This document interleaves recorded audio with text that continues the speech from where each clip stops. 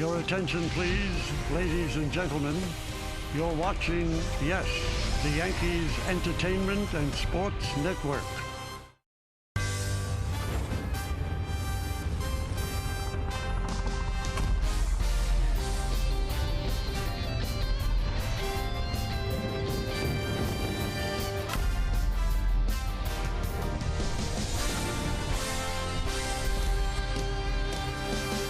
Now, I know it's after Labor Day, but it's a gorgeous summer evening here in New York City, and it is time for baseball as the Yes Network presents New York Yankees baseball. Tonight, it's the New York Yankees against the Texas Rangers in the middle game of a three-game set from Yankee Stadium in the Bronx, New York. Hi, everybody, and welcome to Yankees Baseball. Along with John Flaherty, I'm Michael Kay. The Yankees had their streak of 220 straight games without being shut out broken yesterday. They lost to the Rangers by a score of 7-0, so they're trying to even up this series. So why don't we take a look at the pitching matchup in this one, brought to you by People's United Bank. Edinson Volquez in his final big league season will get the open for the Rangers. He's making his first start since April 4th. And for the Yankees, it's James Paxton, 11-6, 4.39. This is a guy who did not want August to end. He won 6 games and pitched very well. Well, he really did, Michael. And James Paxton has figured out the pitch mix that is working for him, throwing a lot more breaking balls, which has made his fastball so much better. He dominated that lineup for the Dodgers. You see the numbers, did not walk anybody and struck out 11. His last time out against Seattle, it was a little tougher grind. 5 walks, struck out 4, but was only 1 hit through 5 innings. James Paxton finishing up the year on a strong note, and you start envisioning him pitching in October start. You really feel good about it, the way he's been throwing the ball the month of August and now into the month of September. He's going to have a little help offensively because you can walk the parrot again tonight. Edwin Encarnacion off the IL, into the lineup after missing 30 games. Meredith Marakovitz has more next right here on Yes.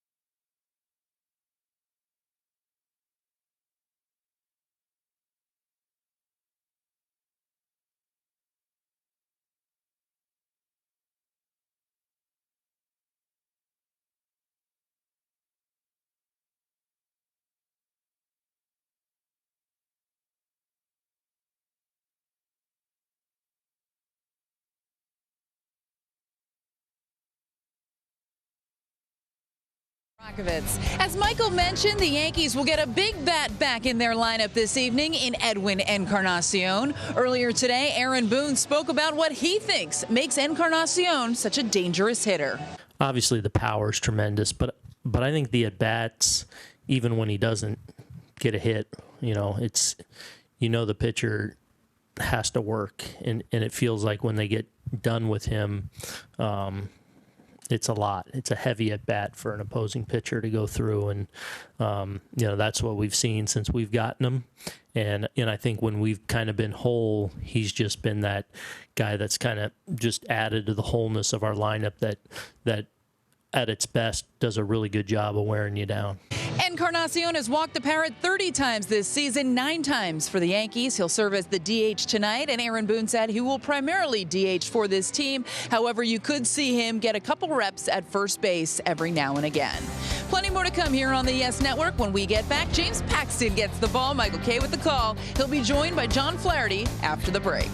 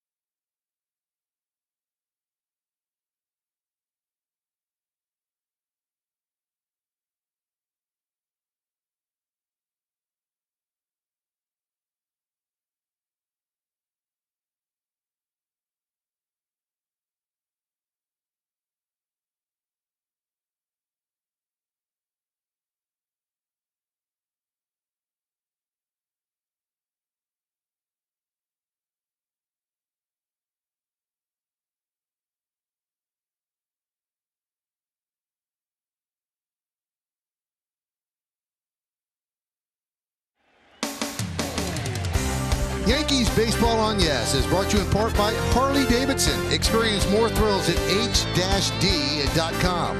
By Chase, make more of what's yours. By Papa John's, get any large pizza with any toppings for just $12. And by Buick, experience the new Buick for yourself. All right, so the Yankees try to even up this series at a game apiece. They've taken the field. James Paxton is about to begin his warm-ups, so why don't we take a look at the Rangers starting lineup. Shin-Soo Choo is in right field. He'll lead off. Batting second, the shortstop Elvis Andrus. Willie Calhoun in left field is going to bat third. Hitting fourth, former Yankee farmhand, the DH Nick Solak. Danny Santana at first base will bat fifth. Batting sixth, the second baseman Logan Forsythe. It's Isaiah Kiner Falefa is the third baseman. He's going to bat seventh. Batting eighth and playing center field, it's Delino DeShields, and Jose Trevino will catch. He's going to bat ninth. James Paxton starting his warm-up tosses. We'll look at his numbers. It'll be the 25th start. 11 wins. The ERA coming down now at 4.39. We'll check out our pitcher scouting report, which is brought to you by your local Honda dealers. And he needs to keep it going in the month of September. He had a great August, 6-0 with a 3.57 ERA. And he's got that swing and miss stuff. The swing and miss percentage, 15.7%. That's sixth in the American League. That should play well during the month of October. And really, his year has changed since he's been starting to throw that big curveball a lot more, 10% more. And the batting average is 188 against the curveball. Why don't we take a look at the Yankees defense behind Paxton? It's presented by Geico. As always, in left field, it's Mike Tauchman. Brett Gardner's in center, and Aaron Judge is over and right. In the infield, we'll go third to first. LeMahieu's at third. You've got Gregorius at short. Wade's at second. Gleyber Torres with the day off. Luke Voigt's at first. Behind the plate, Gary Sanchez. And on the mound is the left-hander, James Paxton. Rangers come in at 68 and 71. The Yankees come in at 90 and 49, tied with the Astros for the best record in baseball, but they're not tied because the Astros beat the Yankees 4 out of 7 games, and that would be the tiebreaker. So in order to have a better record than the Astros, they actually have to have one more win. It can't be tied.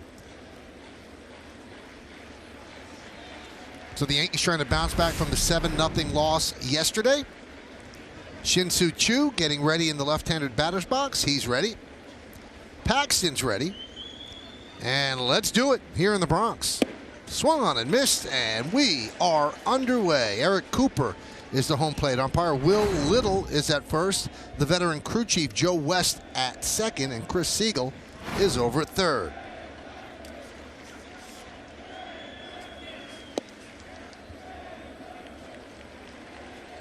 Well, you always pay attention to velocity for a starting pitcher coming out of the bullpen, but it's really important for Paxton.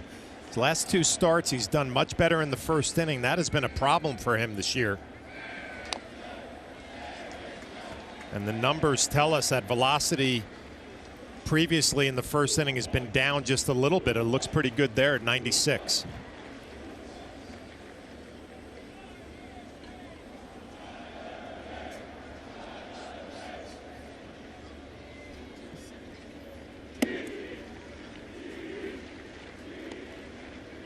Two and two on Choo. Didn't have a great August, hit 198, 264 overall. Had a home run in yesterday's game.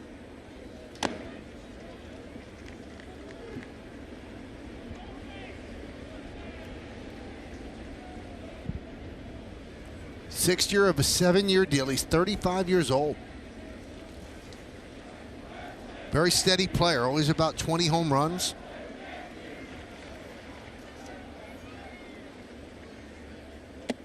Couldn't hold up. He goes around, one away.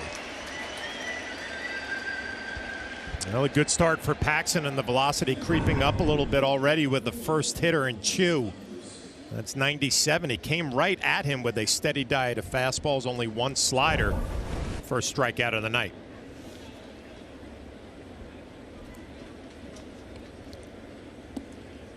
He's ready to pitch, and Elvis Andrus is taking practice swings before he gets ready.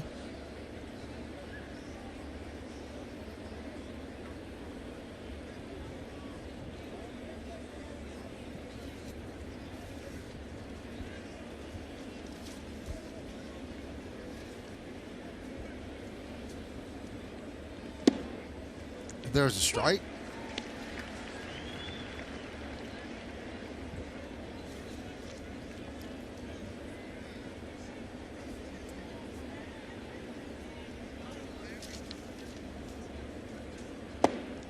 Shows bunt. 0-2.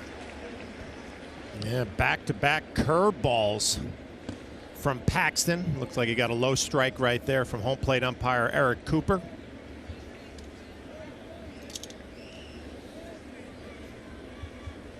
And the pitch. Fouled away. You know, you watch Paxton at this point in the year. He's gone through some knee trouble early on. And I thought he came back. He didn't look fully confident that he could drive down the hill. He looks healthy now, throwing his curveball so much more than he had. Because of that, the fastball playing up a little bit. The results have been there.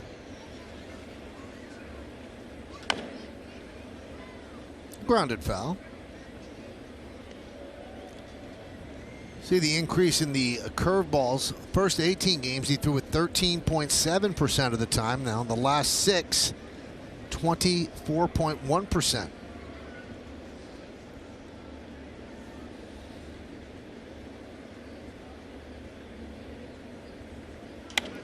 Fouled away. Well, a lot's been made of the curveball from Paxton as we take a look at his motion. I mentioned it, confident that he can land on that knee, that leg, and drive down the hill. There's no hesitation there.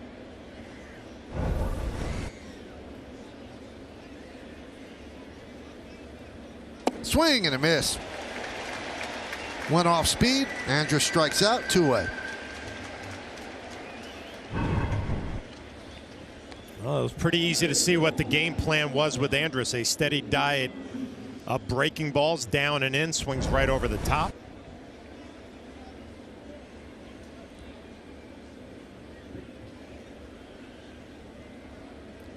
There's Willie Calhoun.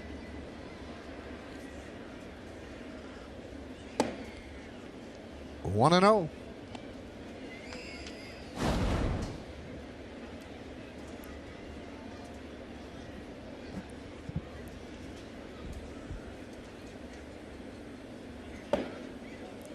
2-0. Calhoun, 5 hits in his last 28 at-bats. That's 179.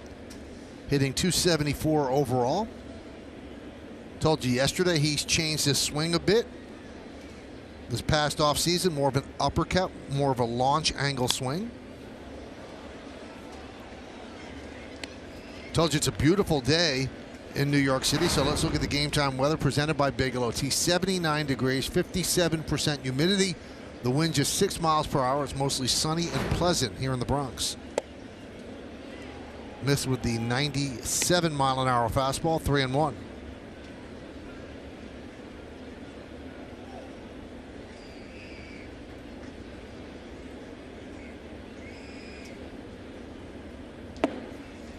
And Calhoun works a walk against Paxton.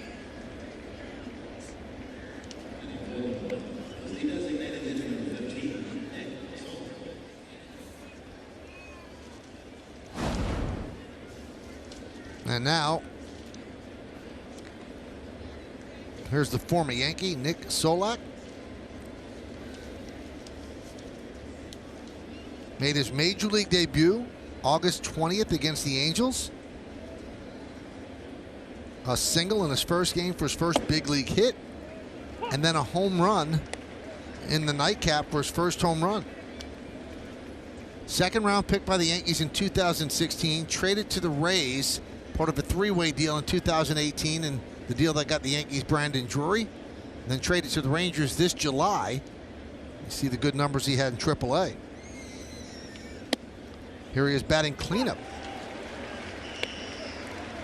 Two-time All-Star in the minors with the Tampa Yankees and with the Montgomery Biscuits in the Rays system. Well, you can't locate a better fastball up and in than Paxton did right there to Solak. First thing that jumps out to me is that straight up and down stance.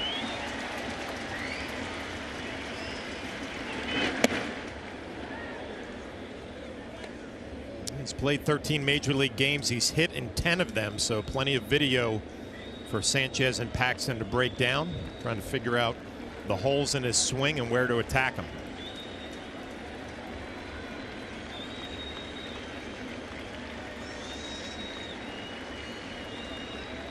Swing and a miss.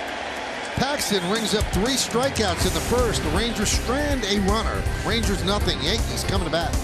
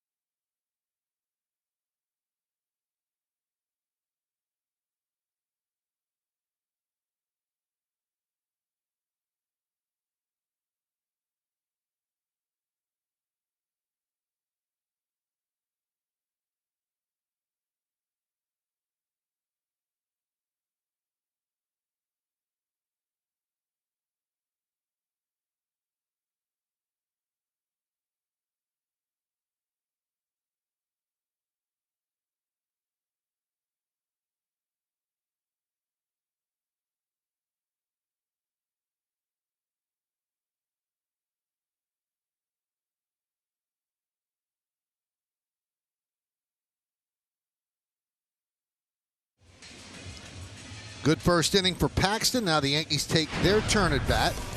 Here's their starting lineup. DJ LeMahieu leads off, then Aaron Judge and Didi Gregorius. Cleaning up the catcher, Gary Sanchez. Back in the lineup after missing 30 games on the IL, Edwin Encarnacion. He's the DH, he'll bat 5th. Batting 6th, the center fielder, Brett Gardner. Luke Boyd at first, Tyler Wade at 2nd, and Mike Tauchman is at left and batting 9th. Well, that lineup for the New York Yankees going to face the veteran Edinson Volquez in the middle of his warm-up tosses. And you can see this is only his 4th game, his 3rd start. We'll take a look at our pitcher scouting report, which is brought to you by your local Honda dealers. The reason that those numbers are down is because he's going out on his own terms. That Tommy John surgery took a while to come back. He hurt his elbow the 2nd start of the year and wanted to rehab the whole year to finish in the month of September to go out on his own terms. You have to respect that. He's an All-Star and a World Champion, a 2008 All-Star, and he was a World Champion with the Royals in 2015, and a 3-pitch mix sinker change curveball.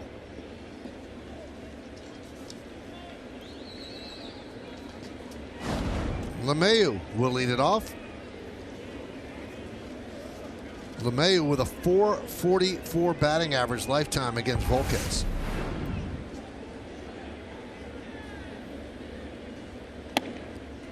And a strike. If you came all the way back from Tommy John surgery and hurt your elbow again on the second start of the year, and you knew it was going to be your last year, would you rehab all the way just to say, I made it back and now it's time to go? I might, rather than go out like on a stretcher. Even though you knew you were going to get your money, yeah, and your service time. I'm impressed, because there are a lot of people who would have said, you know what, I tried to come back, it didn't work out, and I'm going to take it to the house.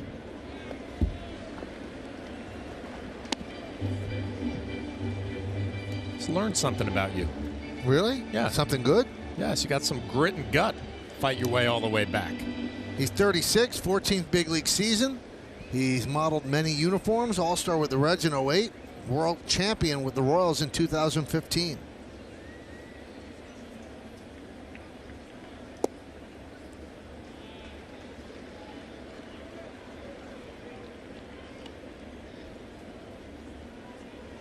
About retiring, he said, I've been doing this since I was 9 years old.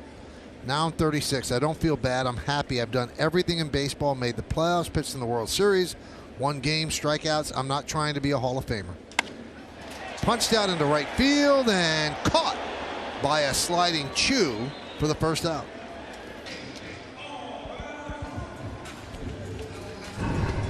Well, Chu is known more as an offensive player. You said, Michael, very consistent offensively, but a nice sliding catch on the LeMahieu line drive.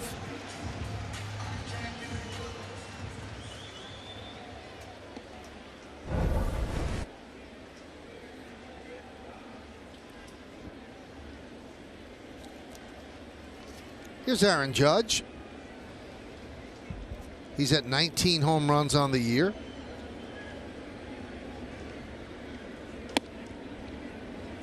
And a strike from Volquez. Volquez just opening tonight.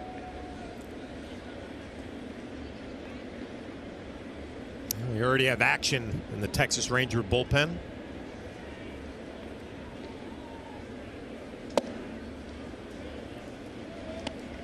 The plan was to go to Gerardo, and that's who's warming up.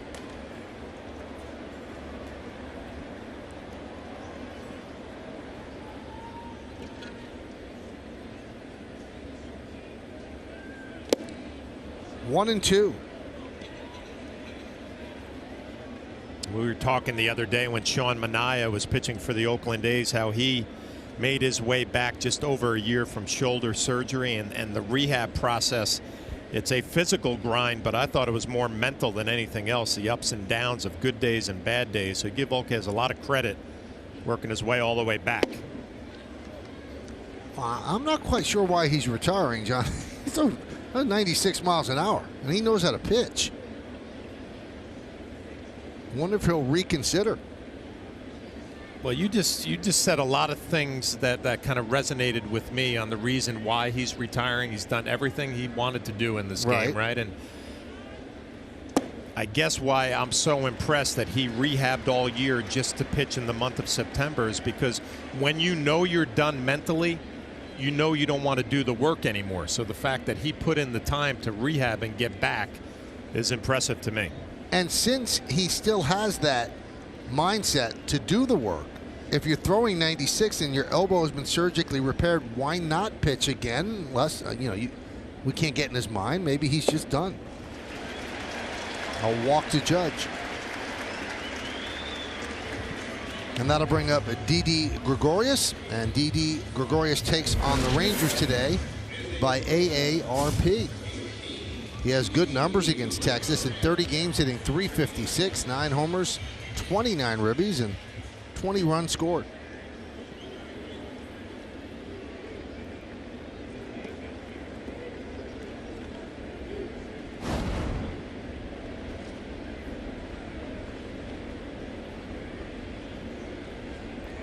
Didi 3 hits in his last 27 at bats.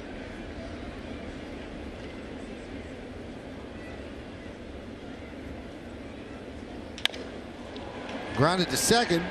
There's one. They do not get the double play. Why don't we check out the Rangers defense presented by Geico. You've got Calhoun in left, DeShields in center, and Chu over in right. You've got Connor Falepa at third. Andrus is at short. Forsythe is at second. Santana at first. Trevino behind the plate. Volquez on the mound.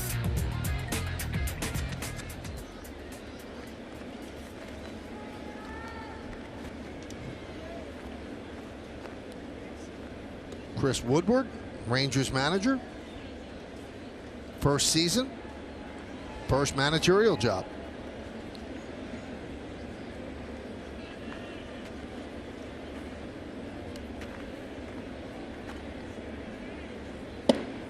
And Gary Sanchez takes a strike.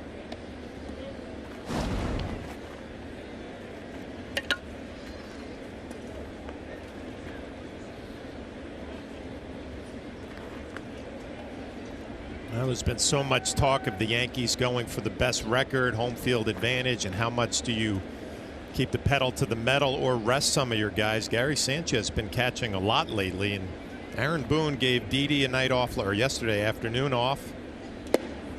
Gleyber Torres gets today off.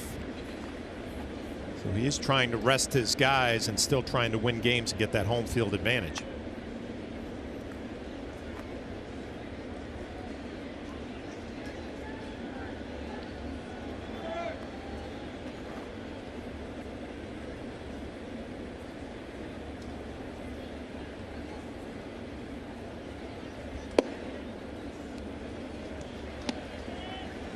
Two and one.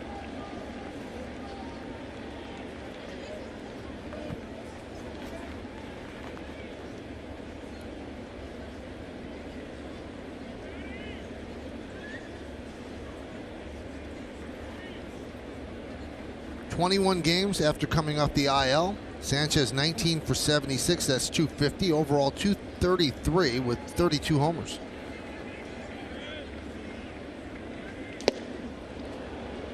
Two and two. I can see Gary Sanchez slapping his bat after that fastball. Thrown right by him, 95 miles an hour. Here it is. Let's see what you can do with it. A little bit of movement on the outer half. I thought Sanchez had a little bit of trouble with the fastball yesterday from the lefty Mike Minor.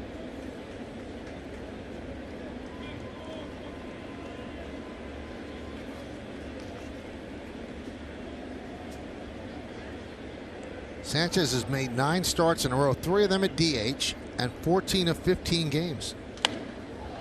Popped up. Out of play.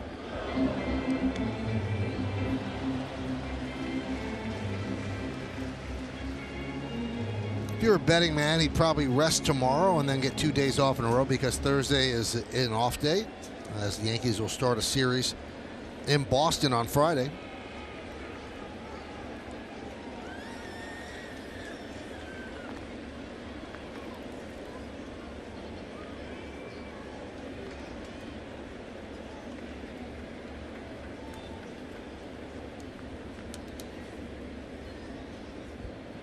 The 2-2.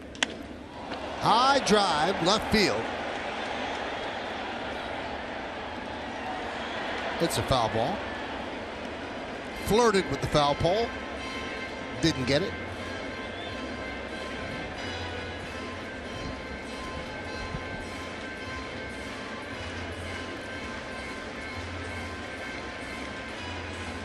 Two balls, 2 strikes, 2 outs. We're just underway here at the stadium. It's the bottom of the first inning. They've just turned on the TV, expecting to see the end of the pregame show. It's a 6:35 start, as tomorrow night will also be a 6:35 start. So Bob and Jack were on it at 6. 2-2.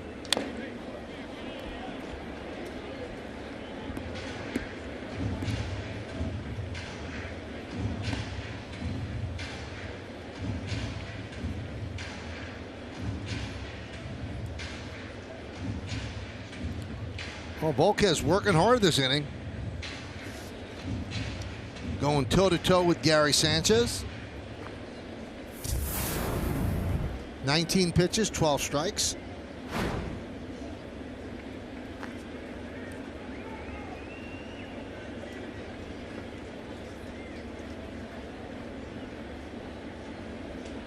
Gregorius leads off first. Volquez deals. High drive, center field, going back to Shields. He's on the track. He's at the wall. See ya! A home run into Monument Park. Number 33 for Sanchez. 2-0 Yanks.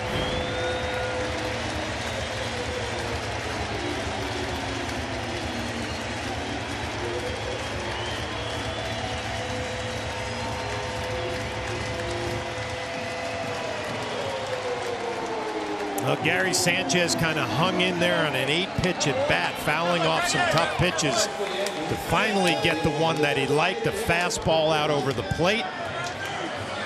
Just drives that to center field. And the Yankees off to a nice 2-0 start. Another look at the pitch, out over the plate. Sanchez gets full extension.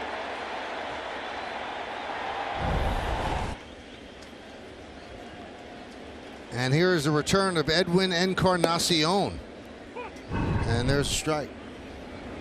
Another look with that big leg kick, and he gets through it, which gives him good backspin as DeShields is going to run out of room.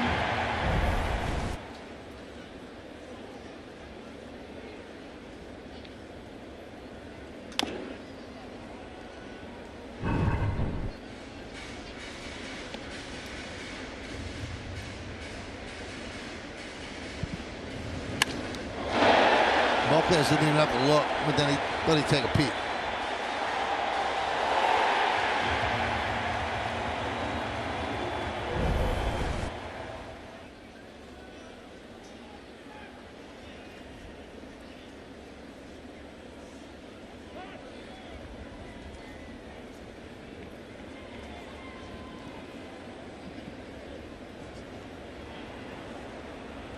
Encarnacion missed 30 games.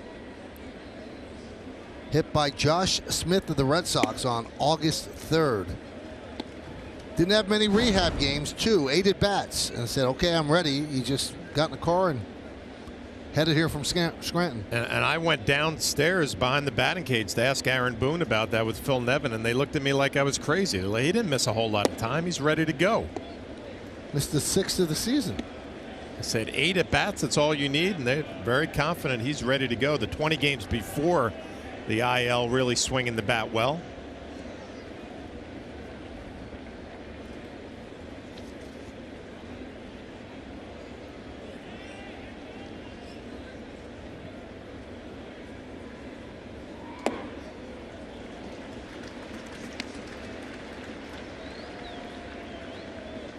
Three and 2 on Encarnacion.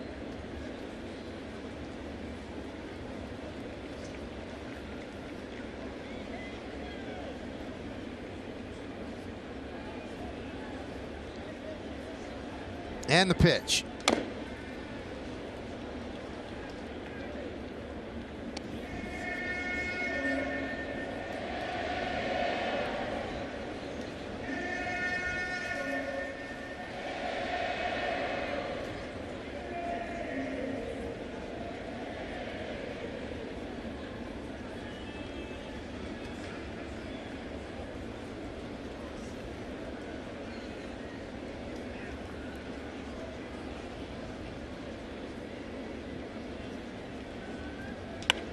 High fly ball.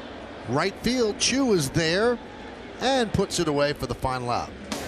But Gary Sanchez connects on his 33rd home run of the year. That ties his career high from 2017. And that's the most in a season by a Yankees catcher ever.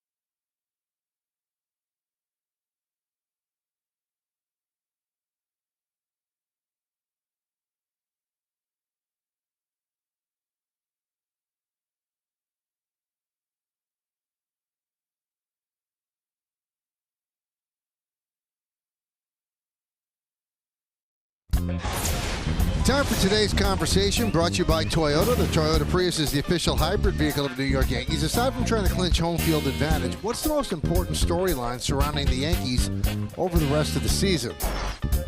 Heisinger in 1999 said the main concern is to stay healthy. We've reached the home stretch and we need all of our guys ready for the playoffs.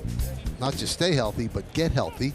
Follow Yes Network and tweet us your responses using hashtag Yankees Prius Prime. Keep the conversation going.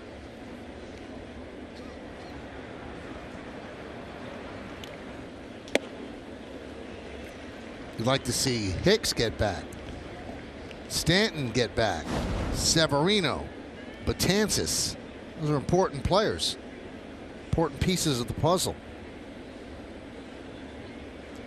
The 0-2 to Santana. Swing and a miss. 4 strikeouts, 4 outs for Paxton. Well, Dellin Betances got some work today on the field. A little live batting practice as we get another look at that curve ball from Paxton. And I agree with you with all of those things, Michael, but, you know, the ex-catcher in me thinks about starting pitchers going into the postseason. And you already talked about Paxton with his month of August, 6-0, really locked it in. You'd love to see that continue. And I talked about his swing and miss stuff. That's going to play during the month of October. So if the Yankees can keep him where he has been in the month of September into October, they'll feel good about it. Also left out one other player, Giovanni Urshela. You want to get him back. So in the first inning in this game, John, Paxton averaged 96.5 miles per hour on the fastball. His average for the year was 94.9 in the first inning, which is 0.7 of a mile slower than the second inning on. Strike 3. He is ringing up K's. 5 strikeouts in an inning and 2/3. Yeah, and we were talking a lot of times about maybe do something different in your pregame routine to have a better first inning. I guess the answer is just throw harder. Make sure you're loose and be aggressive with your fastball. This one up in the zone. Gets a call from home plate umpire Eric Cooper.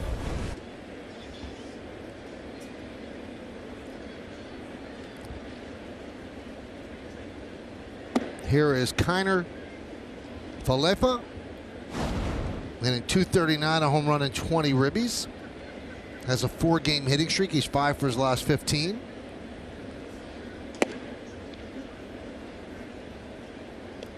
Two and 0. 29 pitches, 20 in the strike zone.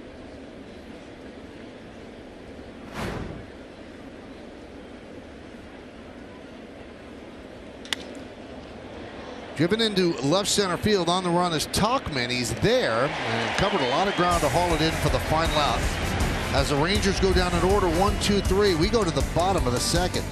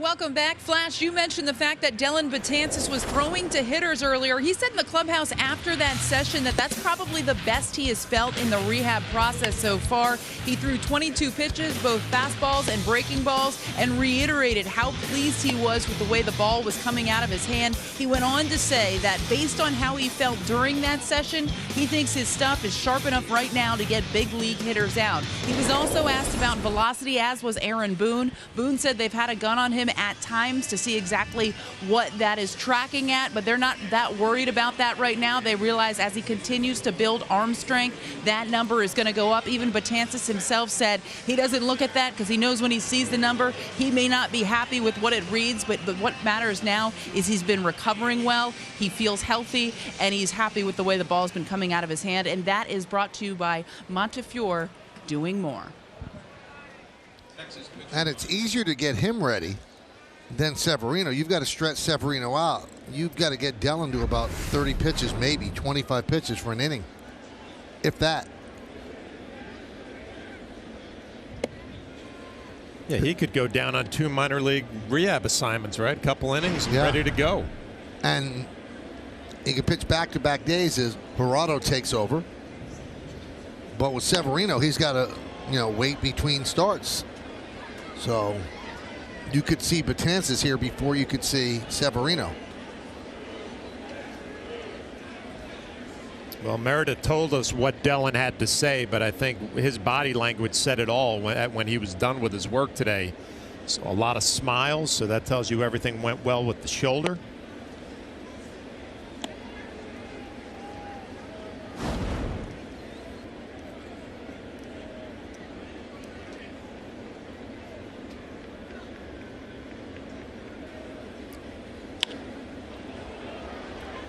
Popped up, shallow left. Calhoun makes the play to retire Gardner, 1 away.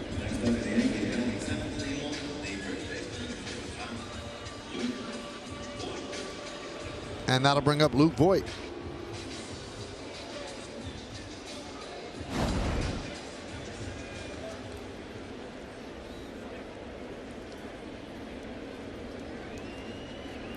Since coming off the IL, 3 for 14 with 7 strikeouts.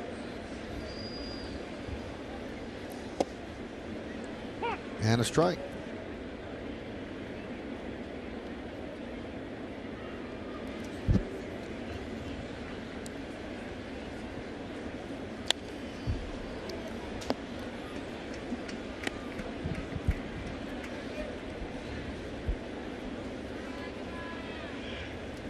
Well, if you look at Jurado's numbers, and they're not very impressive, 7-10 with a 5.19 ERA, but in 6 career appearances following an opener, and a lot better, a 2.11 ERA. Last time against the Angels on Wednesday, 6 innings, 2 hits, didn't allow a run.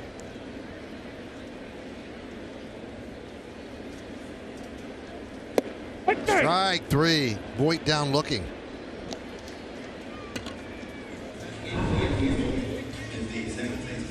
It looked like a slider right on the outside corner that just locks Luke Voit up. And Voit was one of the guys on the field taking batting practice today and was not happy with the way things were going. A little frustrated with his swing right now.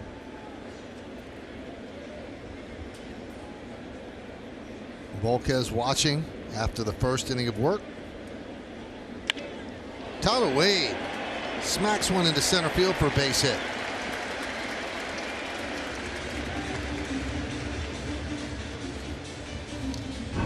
Well, Tyler Wade giving some infielders a couple of days off here the last couple of days. Hit a ball hard yesterday.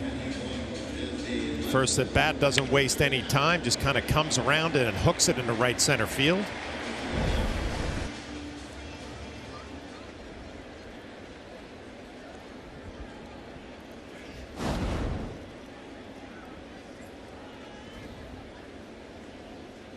Here's Mike Tauchman.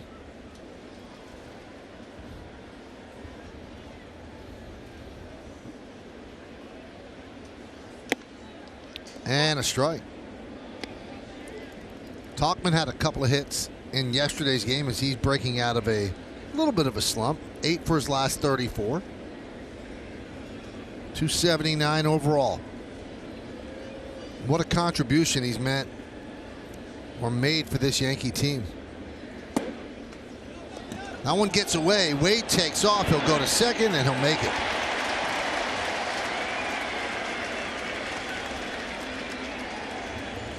Well, speed is such a big part of Tyler Wade's game, and he sees this gets away from Trevino, who throws flat-footed, not nearly in time. It's Tyler Wade in the scoring position. And that scored a pass ball.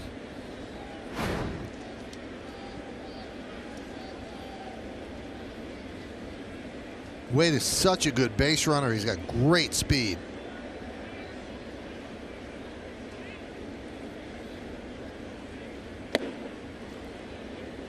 And you never know if a guy like that could sneak onto a postseason roster, because you always like speed off the bench. In a big moment, close game, that could win you a game. And also the versatility, right? To play the infield, play the outfield.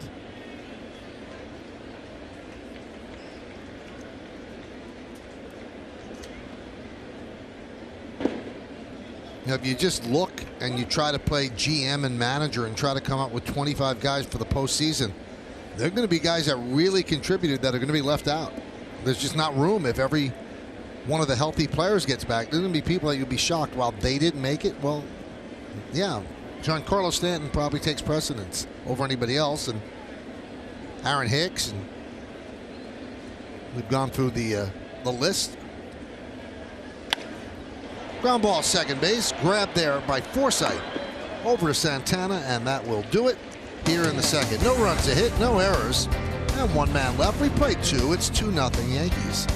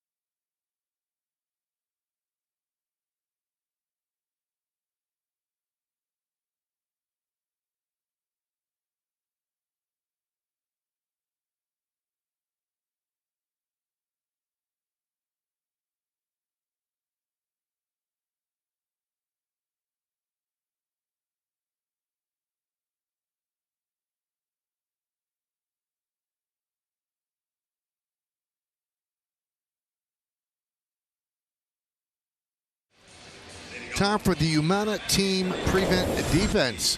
Since August 1st, the Rangers have ranked 23rd with a .980 fielding percentage. 22 errors, tied for 23rd. 22 double plays, tied for 22nd. The Yankees first in fielding percentage. They're tied for first with the fewest errors and tied for third for the most double plays. That's why they have 90 wins. Strike as DeShields tries to bunt, 0-1. Woodward in the middle of building things here. He and longtime GM John Daniels, who's from the New York area. Fly ball right field, going back is Judge, and he'll make the play on the track for the first out.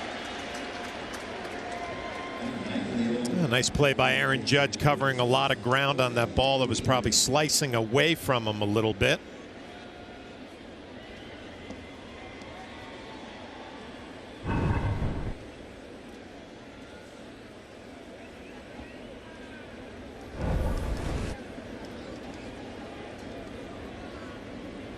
Trevino takes a strike, 0-1. 5 strikeouts and 1 walk for Paxton so far in 2 1/3. 1-1.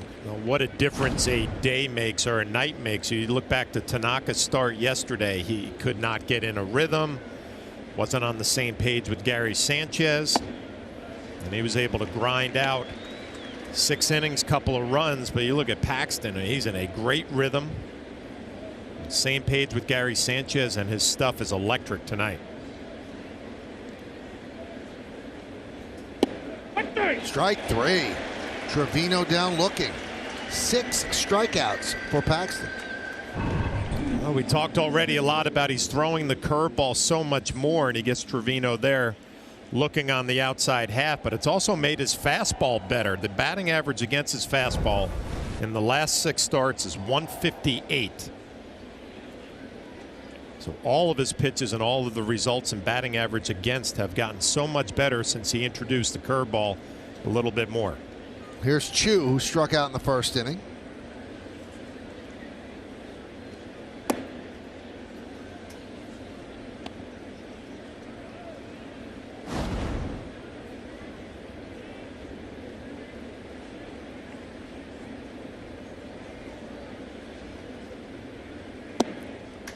One and one. He is ready to pitch when he gets the return from Sanchez.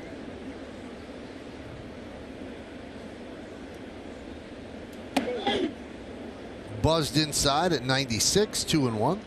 So many things right now for Paxton. I mean, the knee is healthy, so the delivery, there's no problem there. You come off a month of August where you won every game 6-0. And you have figured out the formula that is working now. More curveballs. 2-2. Very confident pitcher.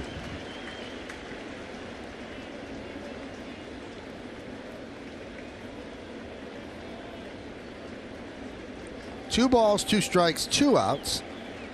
And the pitch. Spoiled that one. Still 2-2.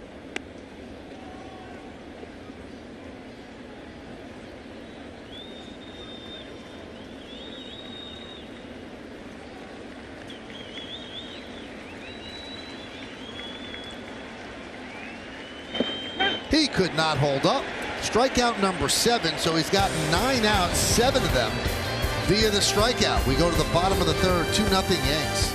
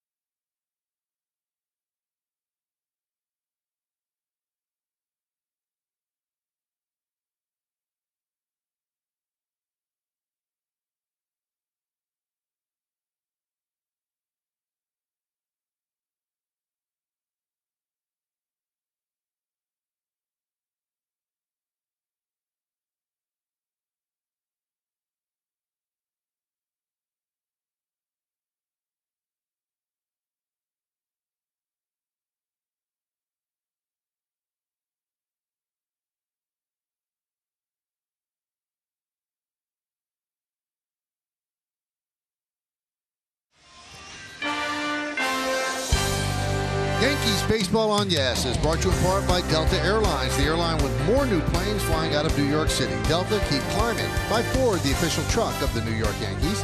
And by FW Webb, the official plumbing, heating, cooling, and PVF supplier to the New York Yankees.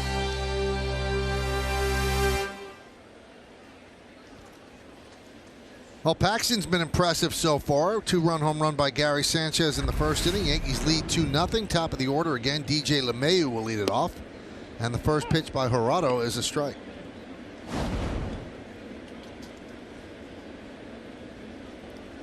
Gerardo is from Panama. He took the loss at Yankee Stadium last August 9th, but he said it was still an honor to pitch where his countryman Mariano Rivera pitched.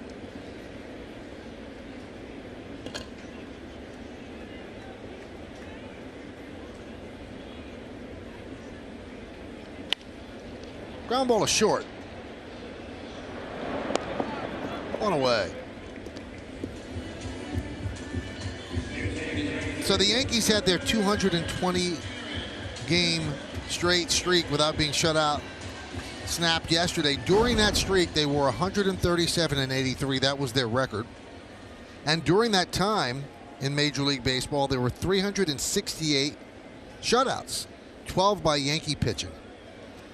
Yankees averaged 5.67 runs per game during the 220. Right now, though, after it was snapped yesterday with the 7-0 loss, the best active streak belongs to the Oakland Athletics, 98 straight games.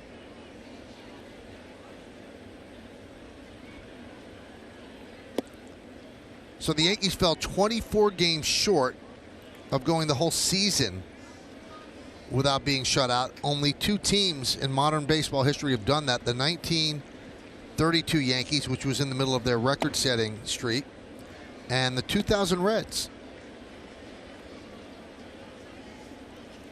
Did you find it interesting that manager Aaron Boone didn't know the number after the game yesterday? Yeah, I was kind of startled because he's usually locked into all that stuff. But then also, John, he was asked yesterday about the batting title with LeMahieu, and he sincerely asked, well, what's he batting? How close are they at 1 and 2? So he's not really following that stuff. You know, talking to him today, we were talking about analytics, and he actually had some interesting things. You know, he listens to the games and kind of what we say up here, and it was an interesting conversation. And the fact that he said the only batting average he pays attention to on his team is DJ LeMahieu, because he knows he's in a race for the batting title. Batting average doesn't mean anything to him anymore. It's on-base percentage, slugging percentage, all of those things that have taken precedence in this modern game, but he does pay attention to that man's batting average. And he wasn't even sure how close Michael Brantley was. Right. Yeah. And he also preaches all the time, it's a singular focus to that day's game. Swing and a miss, Judge down on a strike. So, I mean, you look at batting average and things like that. Well, that's not about that day's game per se.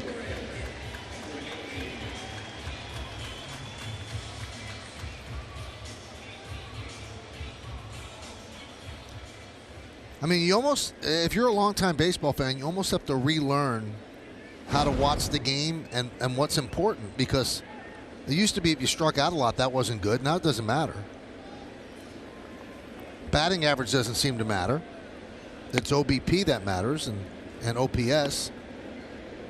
That was the conversation. It was basically like, you and Paul need to change your thinking about batting average and hits.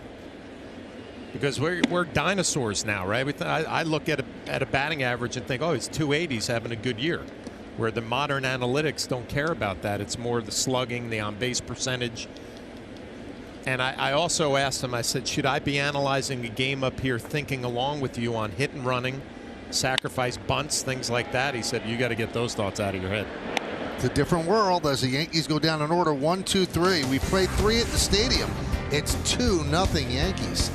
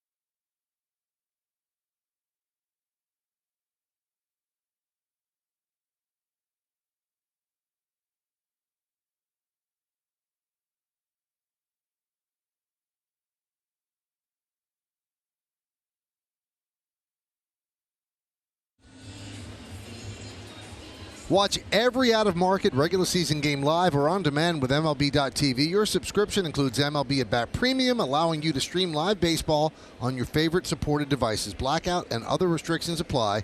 Visit MLB.tv for details. 2, 3, and 4 in the Rangers order against James Paxton. Elvis Andrus takes low. The Audi scoreboard shows you a 2-0 Yankee lead on the first inning. 2-run home run by Gary Sanchez into Monument Park. 1-1.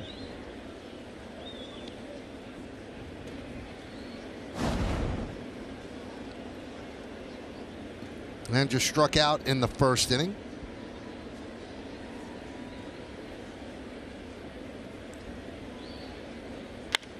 Grounded to short. Gregorius. 1 away. Well, this is one of those nights if you're Gary Sanchez behind the plate, you know you have a pitcher who is locked in. Velocity's there at 97. The location is good. Breaking ball at 84. 89-mile-an-hour cutter. Curveball down at 82. 7 strikeouts already. And if you're Gary Sanchez, any pitch, any count, any time, you're getting quality. 7 strikeouts through 3 innings, tied for most by a Yankee starter this season. Popped up. Long run. It's going to fall foul, and that ties Herman and also himself.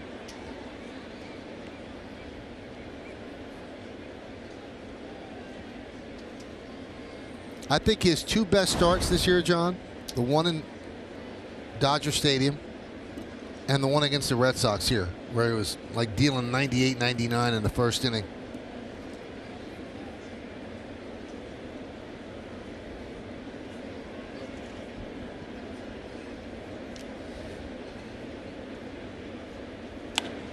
Popped up. Right side. Voit puts it away.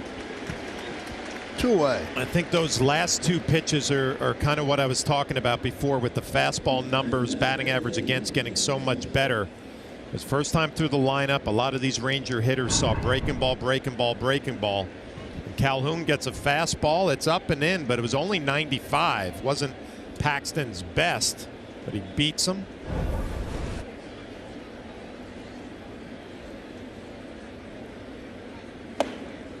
There's a strike to Solak. Solak struck out in the first inning.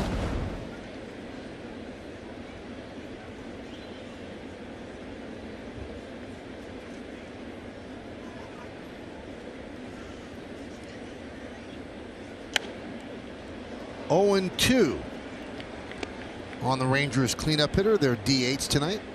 I guess manager Chris Woodward is telling us what he thinks of Solak, right? DHing, batting 4th. And Woodward has been talking a lot about paying attention the final month of the year when his team plays some good teams in the Yankees and the Red Sox and how these young players react.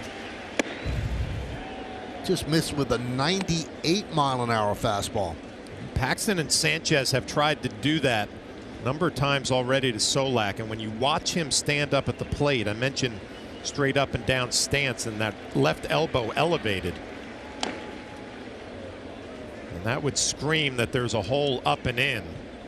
Paxton's trying to exploit that and then just went with the breaking ball down and in.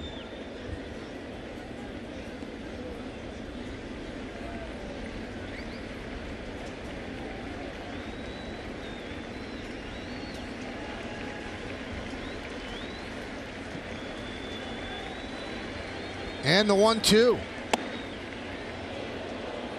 Got good stuff tonight. 2-2.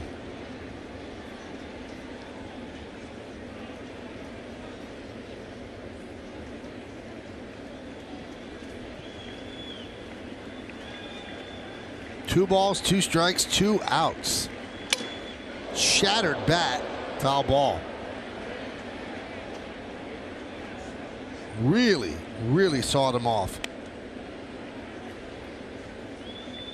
You can see again they're trying to go up and in, and they just got in there big time and shattered that bat and went And when pitching coaches and catchers and pitchers look at videos of young hitters, the first thing that you're looking at is their batting stance and the style of hitter that you think they might be. And you watch Solak, he stands straight up, but I want you to watch his left elbow and how high it goes. There's already space in here, and then he lifts it even higher. That's really screams a lot of room inside. Swing and a miss. Solak down on strikes. 8 strikeouts for James Paxton as the Rangers go down 1-2-3.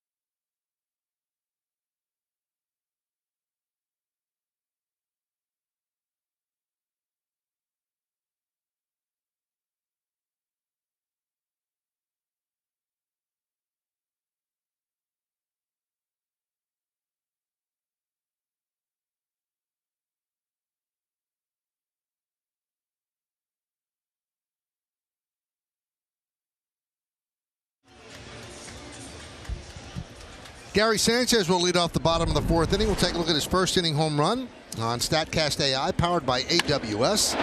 107.2 miles per hour off the bat, and the projected distance, 408 feet.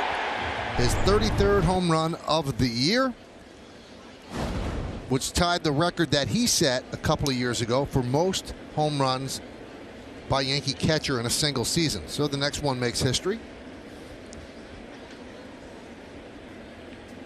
Audi scoreboard 2-0 Yankees over the Rangers.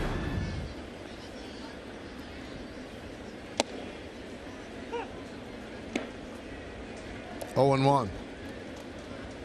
Posada with 30. Yogi hit 30 twice.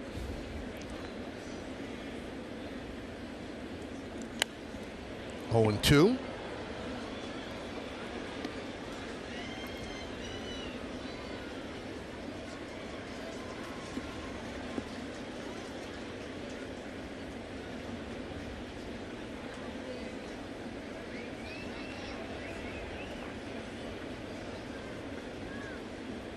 Strike 3. Sanchez down looking.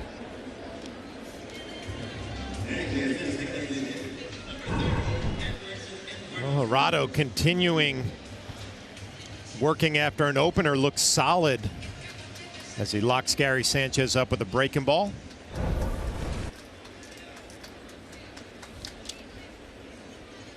Here's Encarnacion.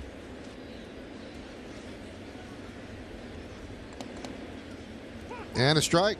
Now, Michael, let's look at Encarnacion. Might be the perfect guy to talk about what Aaron Boone was saying to me. 240 batting average, but he has a 346 OBP. Right, and the batting average only looks at 384 at bats, but not the total, which is 451 plate appearances. So that ignores 15% of his plate appearances this year. Ground ball to third. 2-away. Now the 15% that it ignores are productive times up. 57 walks, 7 hit by pitch, and 3 sacrifice flies. Might be what Aaron Boone is thinking about when he ignores the batting average. So what we should do at Yes is just eliminate this from now on. Don't even put average there. What do you say? As an old timer, that would bother me. It would bother me too. So it's weird though. Everyone who's ever won a batting title, that silver slugger, that silver bat doesn't really mean much, I guess. We had it all wrong.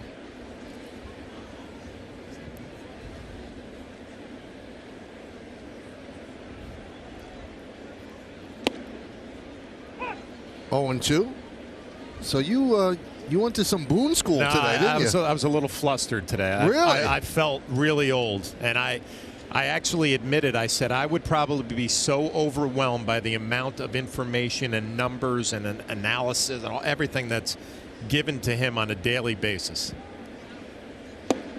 Well, don't say that. You might get him a manager's job. You'll be fine. You can handle the information. At the end of my career, I remember Joe Kerrigan, right, was with the Yankees for a little bit, was giving me all these numbers on left-handed pitchers, with an opposing lineup because I was catching Randy Johnson. It was way too much. I was behind the plate, confused, thinking about counts and percentages, and finally I decided I can't do it anymore. I got to look at my guy. Well, it wasn't really my guy, but my pitcher, and what he can do against the lineup because the numbers got a little overwhelming. High fly ball, center field. And DeShields puts it away. And you and Randy were just on the same wavelength anyway, so you didn't need numbers. It was just that something there.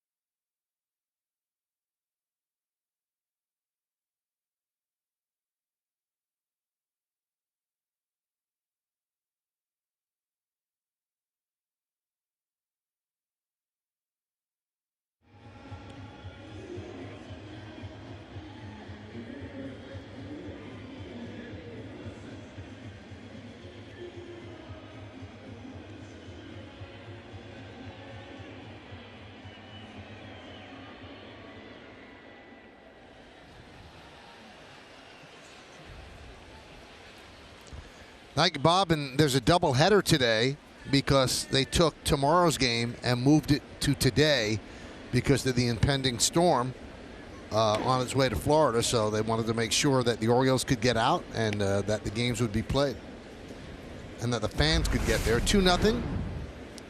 0-1 count on Santana as we start the 5th inning. 8 strikeouts for Paxton.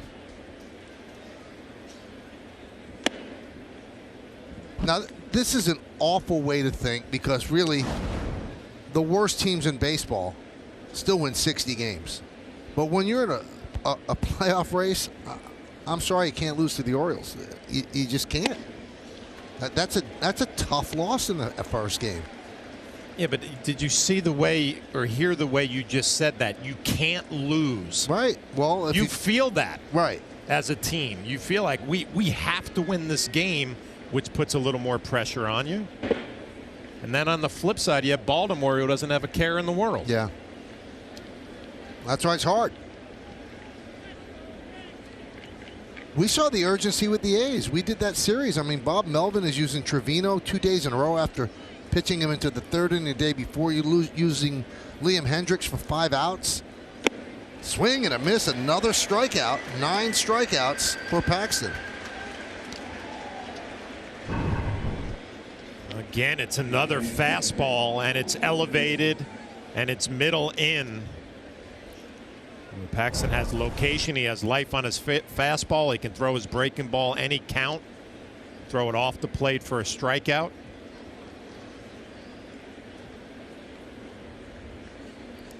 Here's Logan Forsythe. Foul back.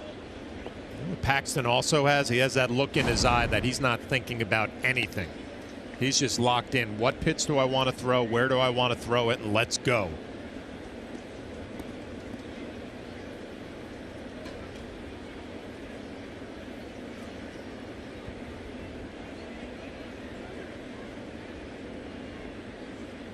When you were catching, John, right in the middle of a game, did your mind ever wander, my kid at school is doing, did it ever, can you allow that to happen? Well, you can. It'll happen maybe if you're sitting in the dugout in between innings, but Swing and a miss, continuing the deal. Now, this is one of those nights where I go back to being behind the plate and you're thinking, I got a guy who's got everything going right now. Let's have some fun with this. Right. Because this is one of those nights for Gary Sanchez. Yesterday was a grind with Tanaka trying to get him through, and they both did a great job limiting the damage. But as a catcher tonight, Gary realized pretty early on, I got somebody who's locked in. This could be a lot of fun. And a strike. He's throwing everything for strikes. He's hitting Sanchez's glove, and they seem to be on the same wavelength. No shaking off.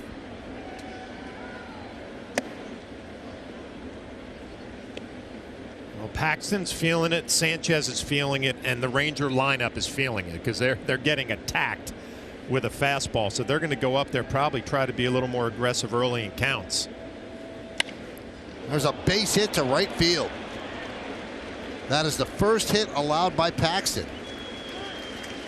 And the crowd starting to get aware of what was happening. They give him a nice warm hand. Some people standing here at the stadium.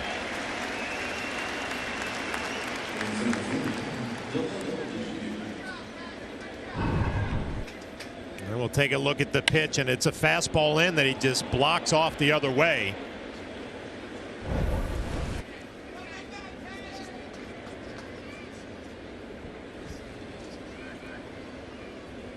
Here's the Shields. And a strike.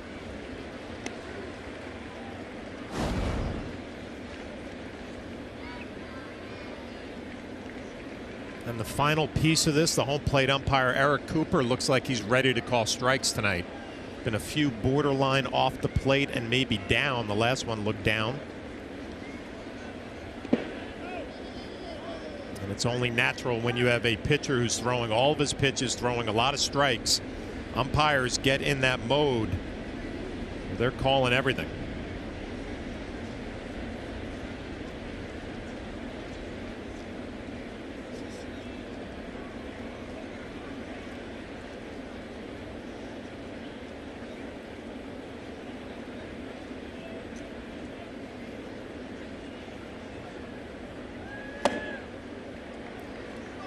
Two and one. First time out of the stretch.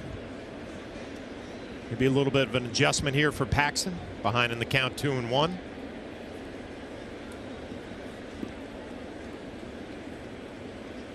I'm sorry, it would be the second time out of the stretch. He walked a batter in the first. Calhoun with 2 outs. 2-2. 10 strikeouts and 1 walk for James Paxton. Eric Cooper is a strike caller. He's called 3 no-hitters. Nomo in 2001 and both of Burley's no-hitters.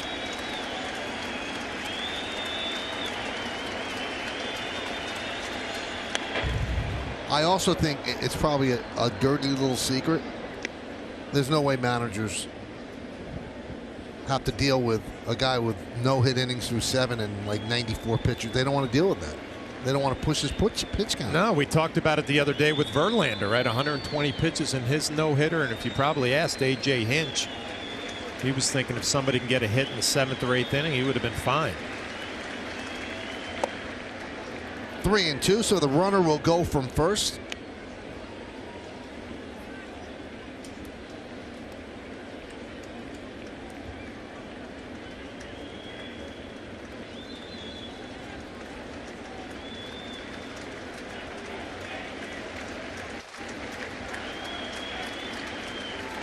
And the pitch. Did he go? Yes, he did. Strikeout number 11 for Paxton. What an impressive 5 innings for the Yankee left-hander. We're halfway through. Yankees up by 2.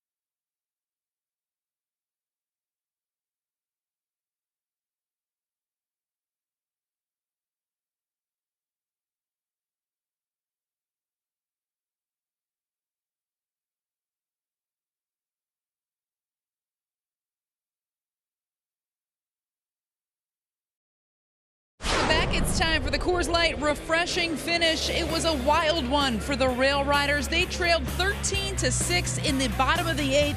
They sent 13 to the plate in the 8th inning.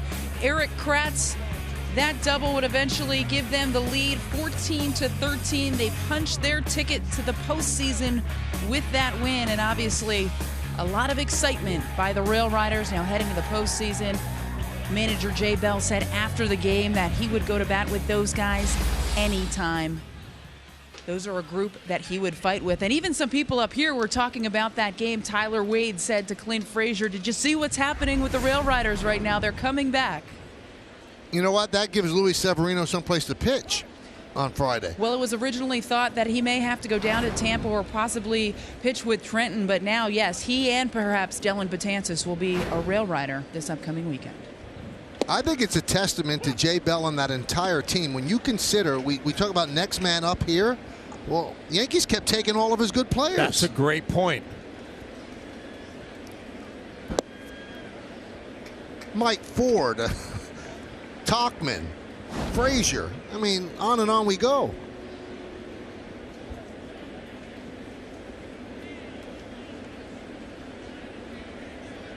Wade. You ever get a chance to deal with Erik Kratz? No. Great guy. I mean, he was great last year in the playoffs, and he showed a great personality and just a really, really good guy. Happy for him. 3-2.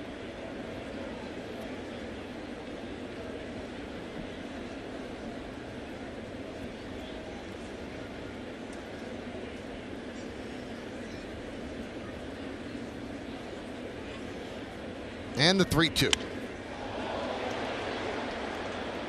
Fly ball right center, drifting over DeShields. 1 away.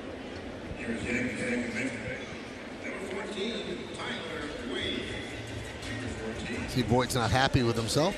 He's a little frustrated. He was during batting practice as well.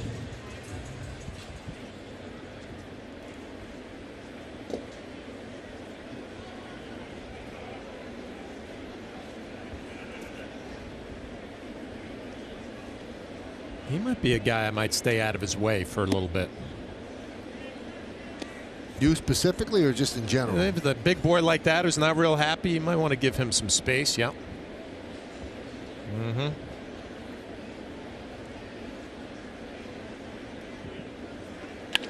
Another base hit for Tyler Wade.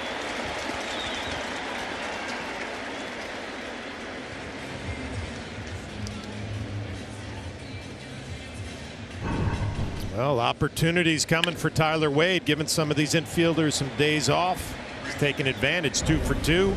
A couple of hard hit balls in yesterday's game.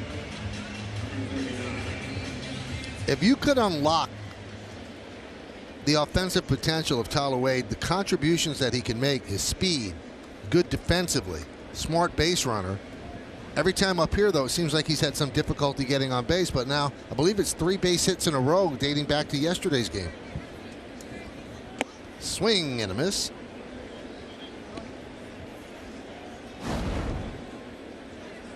Now, there's so much for young players when they come to the major leagues. If they get an opportunity and it doesn't go well, then you start thinking a little bit. And then when you get back up here and you're not playing every day.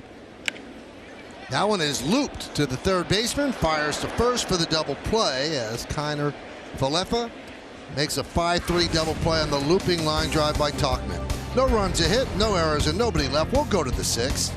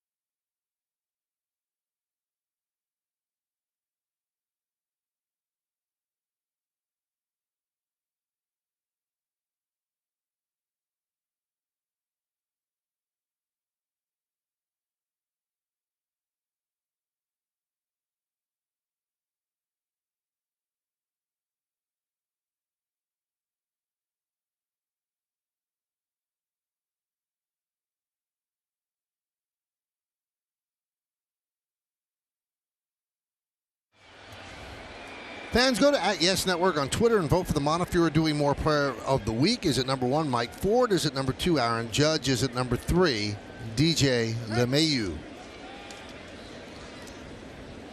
We go to the 6th inning. Paxton is spinning a gem. Just 1 hit, 1 walk, 11 strikeouts. It'll be 9-1-2 in the Rangers' order against Paxton. Trevino takes high, 1-0. He struck out looking in the 3rd. So 11 through 5, and he ties himself again for most through 5 innings.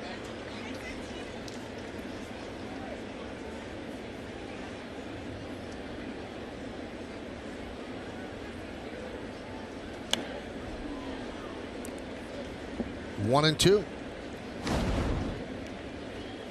You know, when you're watching him today, John, he's throwing fastballs, curveballs, and he's varying the speeds on both of those pitches, and they're not the same speed.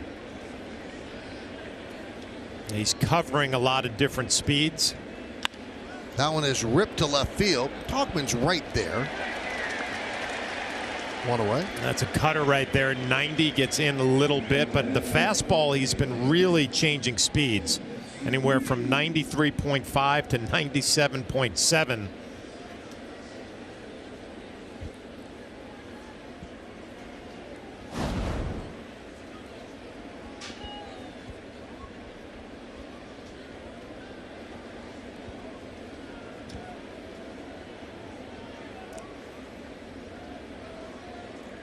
Here's Chu, who struck out twice against Paxton.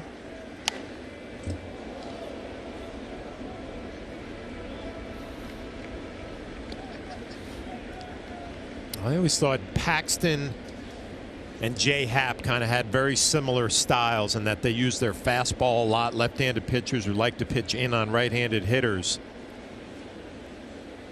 Paxton has changed his season with the addition of more curveballs. And you think, well, why can't Jay Happ do the same thing? He doesn't throw a curveball like that. It's a little slider and a changeup, so he doesn't have a big curveball that he can introduce. And his fastball is not Paxton's fastball. Jay sits about 92, sometimes 93.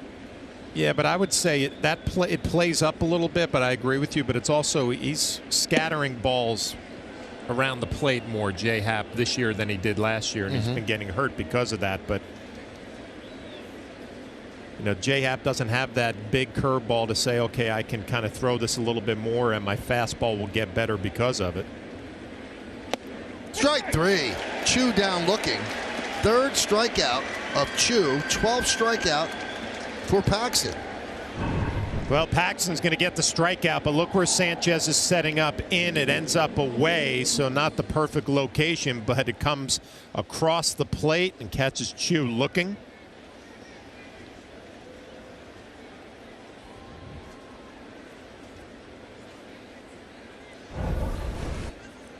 And here's Elvis Andrus.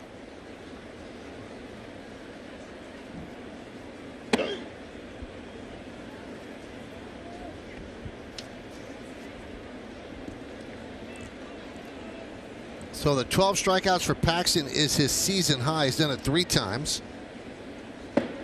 April 16th against the Red Sox, April 21st at Kansas City, and right here tonight.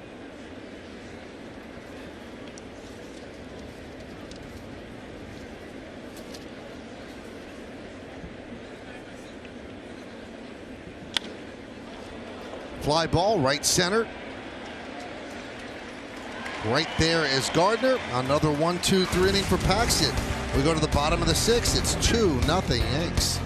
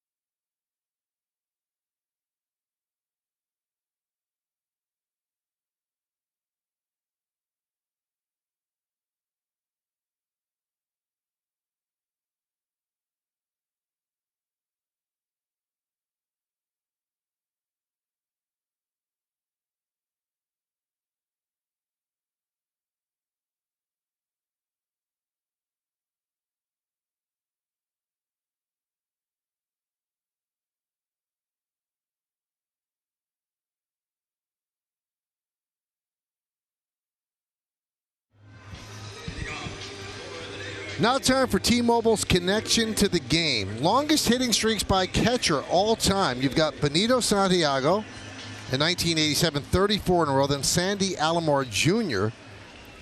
He did it in 1997, 30 in a row. Then John Flaherty, 27. There must be something in San Diego when he was with the Padres in 96. And Wilson Ramos extended his hitting streak to 26 tonight against the Nationals and Max Scherzer. He's at 26. You on that list, huh? He's coming to get me. I got a feeling. Really? He's going to go down. He just moved to 4th. You know what's funny is that now that streak is starting to get some attention. Right. And our good buddy Lee Mazzilli comes up to me yesterday and was shocked that I had a 27-game hitting streak. I consider Lee a friend. It's kind of an insult. That's the way I took it. And then he said, I actually looked up your numbers. Like, you weren't a bad hitter. Also shocked, right? Yes. Wow. Right, that's a shot, isn't it? No, it's more than a shot. It's a broadside. Now, I have sources, John, that when this was relayed to you, there was a base hit to right field for LeMahieu. You got up and walked out of the room. I had a cup of coffee and I left. And I actually went to our guy, James Smythe, right here, and I said, I need to see Lee Mazzilli's career numbers right now. Right. And where they stack up against mine. He only has me by 7 points career batting average. What was he, 259 and you're 252? Yeah, right. Aaron Boone it doesn't matter anymore, right? Yeah. I got to look up my OPP Yeah. and my slugging and all that's probably not very good. Don't look it up, James. Judge swings and misses. So I charged back in the breakfast room. Right.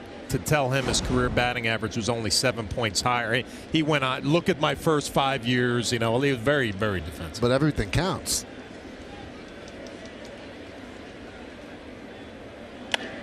Another base hit to right field. Moving to second, LeMahieu.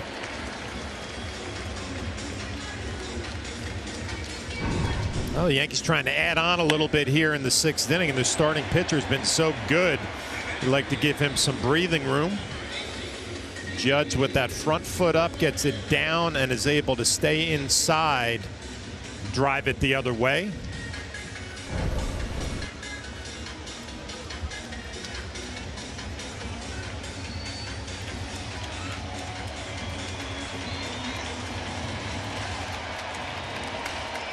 So they break up the conference on the mound. That'll bring up Gregorius first and second, and nobody out. Bottom of the 6th inning, Yankees lead 2-0.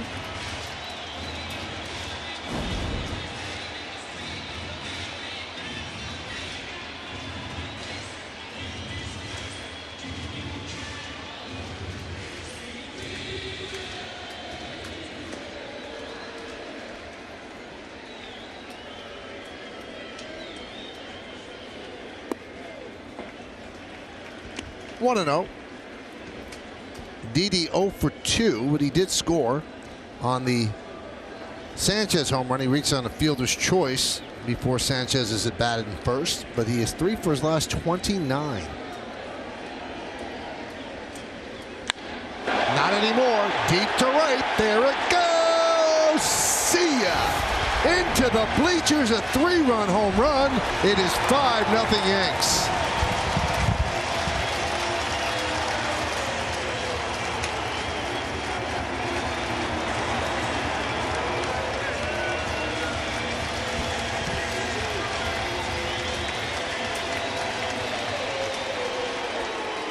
Well, Didi Gregorius is such an aggressive hitter. He got himself in a fastball count. And when you're struggling a little bit with the numbers that you mentioned, Michael, it's all about getting in good hitters count. Hunt the fastball, and when you get it, you make sure you don't miss it. And Didi Gregorius did not miss that.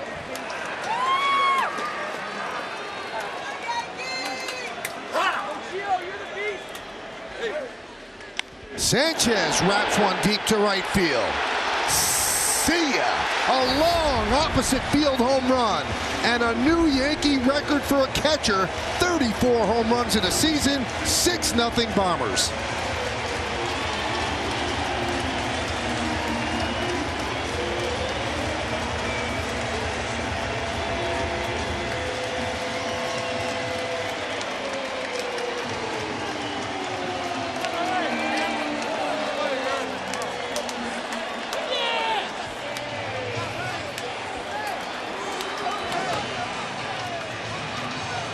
Back-to-back home runs by the Yankees. 2 home runs by Sanchez, giving him 34 for the season. That's a new Yankee record for a catcher in a season. Well, look at Didi Gregorius. Swings that back, gets underneath it. That's going to be a 3-run shot from a left-handed hitter who pulls it a long way. And then Gary Sanchez, congratulations, the most home runs by a Yankee catcher going the other way. As Didi's breaking it down with Marcus Timms. There are some impressive names on that list for Yankee catchers, and Gary Sanchez now at the top.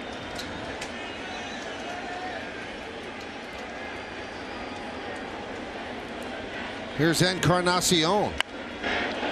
Grounded sharply. Great grab by Andrus. Throws to first. Throw gets past Santana, allowing Encarnacion to reach.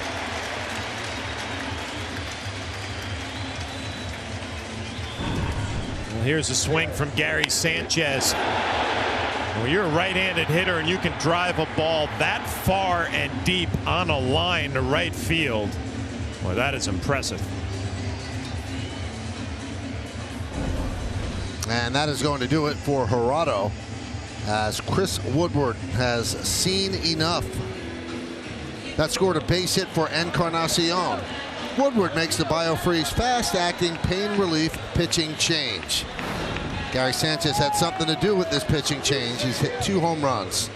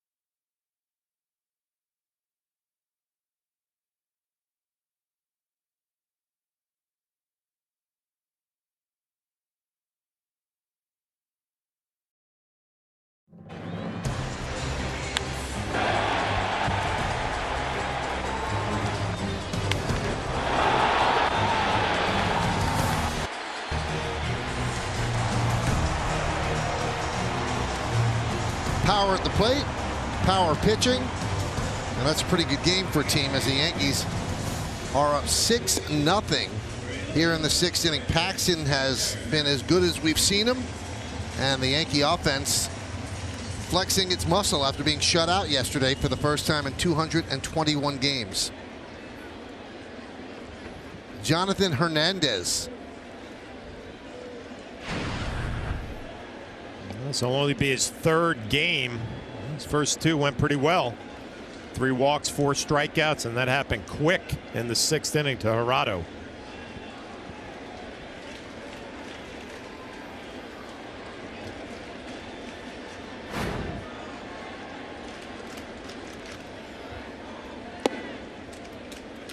Pitch inside to Gardner.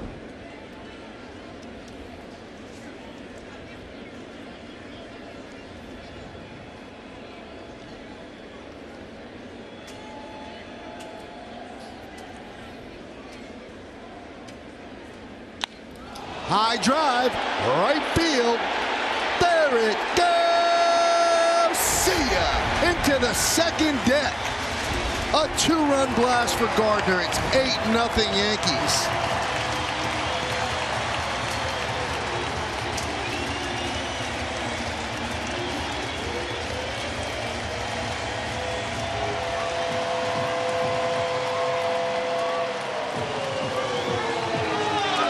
Home run number 20 for Brett Gardner. A nice round number. I guess this Yankee team wasn't real happy yesterday being shut out. They're breaking out here in the 6th.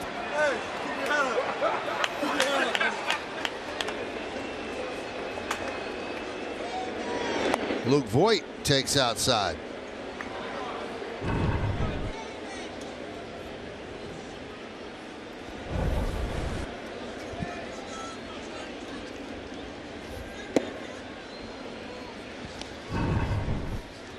Another look at Brett Gardner. Swing, middle, in.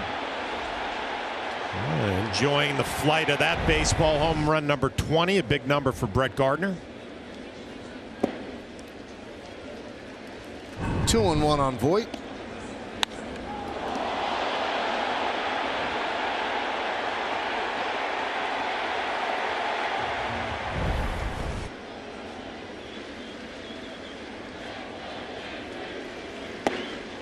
Would you say that the second deck at this ballpark is somewhat the equivalent of the upper deck in the old ballpark? Because this upper deck is recessed. It doesn't Set hang back, over. yeah. Maybe you get into this upper deck, that's some shot.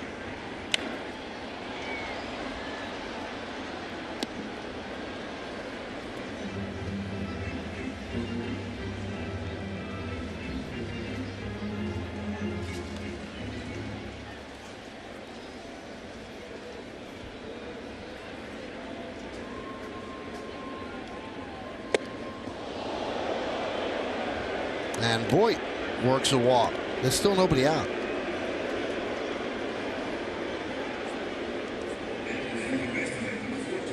Gardner was just explaining to the judge, I have 20, you have 19. Just saying.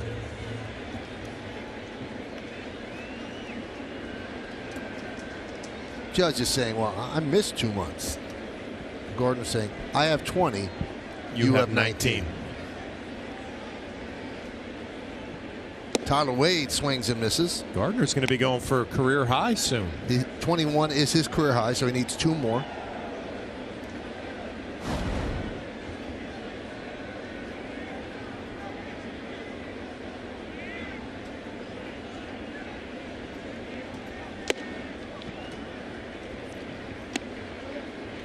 Count 1-1 on Wade, who's 2 for 2 tonight. Bumped the average up to 242.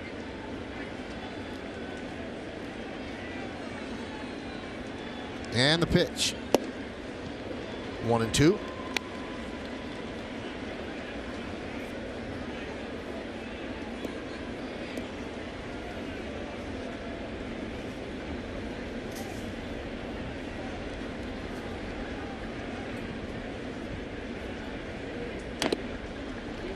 Still 1-2. What an outburst by the Yankees this inning with 3 long home runs. Gregorius, Sanchez, and Gardner.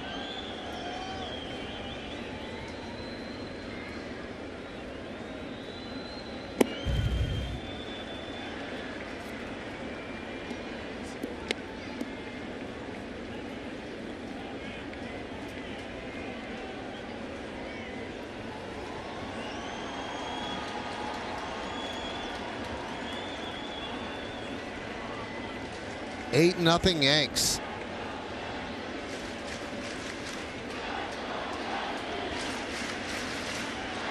Swing and a miss. Wade down on strikes.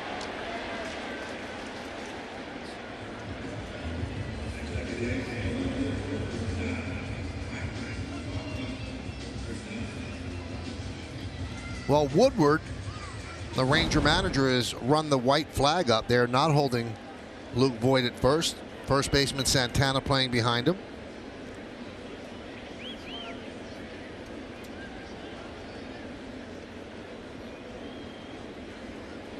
Here's Tauchman.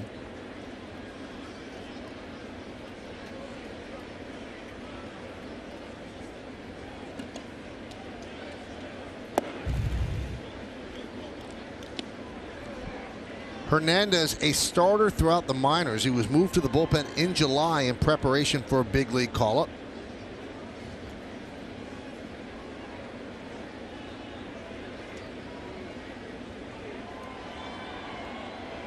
Woodward said, we have not given up on him being a starter, but now he is in a good place. They're looking to have him have a more consistent arm slot in shorter outings. And he comes from a baseball family. His dad, Fernando, pitched in 2 big league games with the Tigers in April of 1997.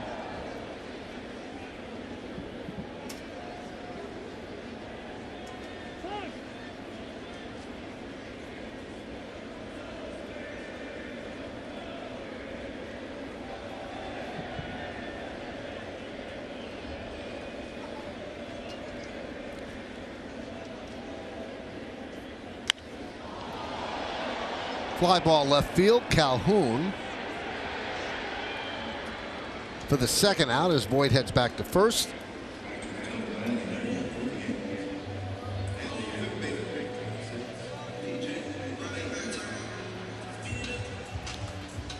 And here's the man who started it, DJ LeMahieu.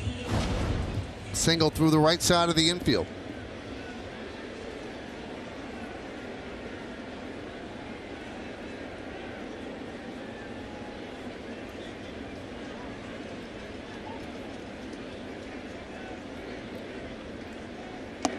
Waved at that pitch.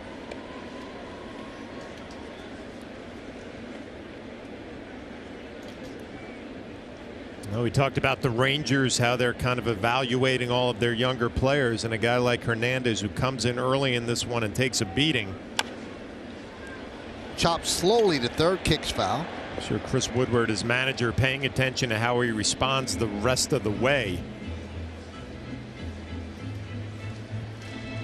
Got a good arm, 98 miles an hour with the fastball and some good movement.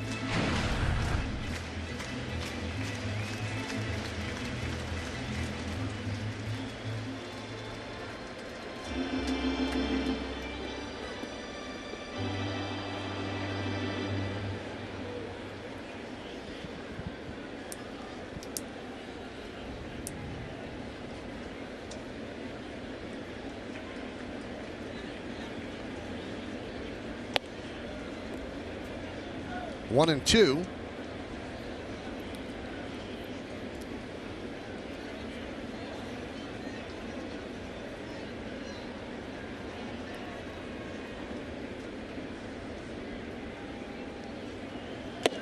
Two and two.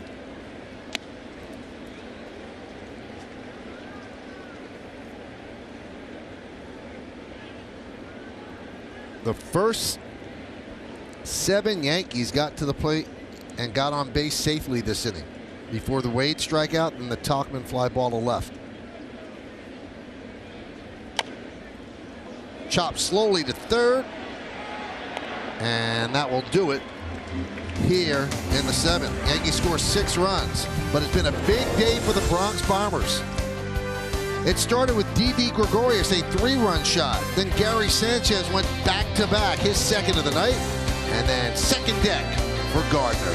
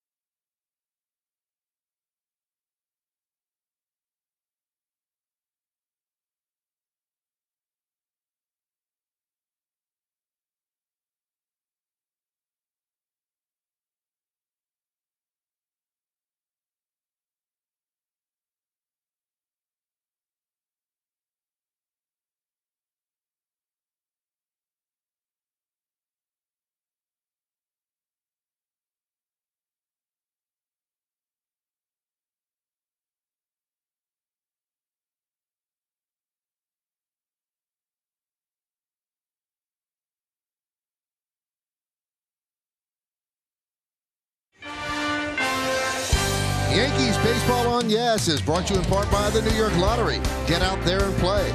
By People's United Bank, checking without curveballs, member FDIC. And by GMC, we are professional grade.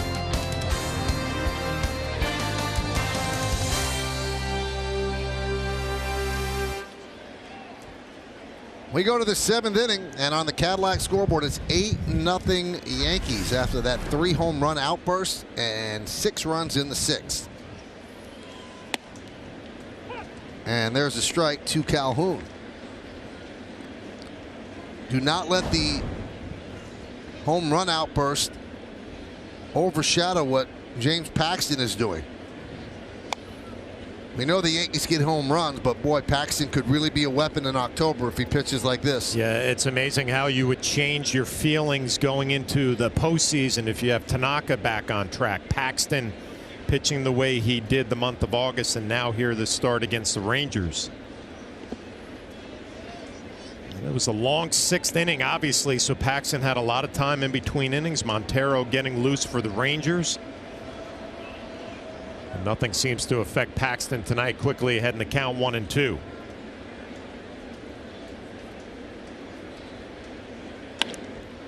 Fly ball right field. Judge is there. 1 away.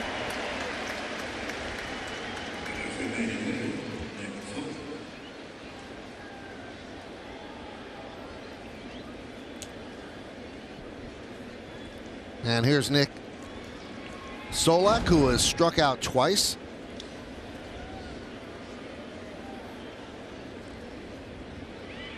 Second round draft pick by the Yankees in 2016.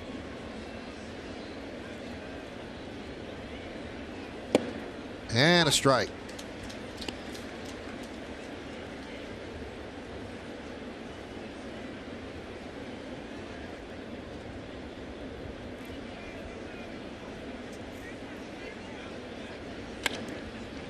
Right there is Wade. 2 down. Well, a clinic by Paxton and Sanchez behind the plate on how to pitch to a young hitter. Solak, first 2 at bats, everything was inside. Couple of strikeouts, and now the 3rd at bat. 2 pitches out over the plate, easy ground ball.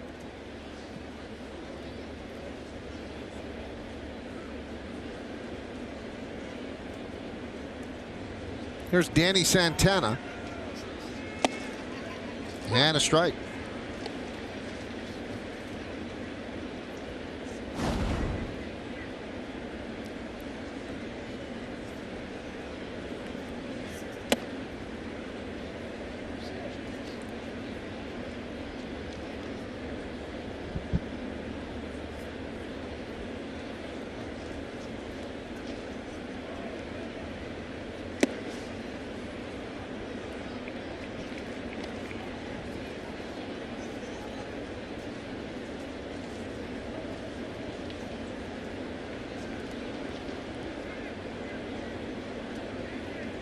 And the 2-1. There's a strike. Good fastball inside corner, 2-2. Santana has struck out twice. 12 strikeouts, 1 walk for the Yankee left-hander. There's a ground ball at third. LeMahieu. And a 1-2-3 inning for Paxton, who's retired 7 in a row. At the end of 6.5, it's time for the 7th inning stretch. Yankees lead Texas 8-0, but we'll stay right here as we honor America in the Bronx.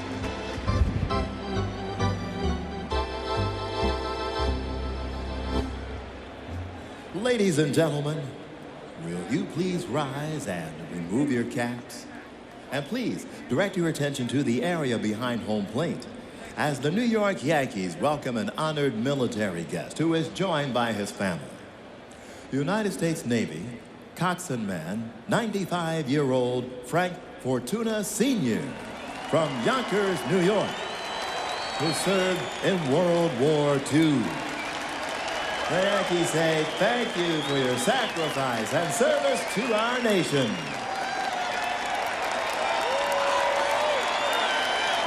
Now, ladies and gentlemen, please join us as Yankee Stadium organist Paul Cartier plays God Bless America.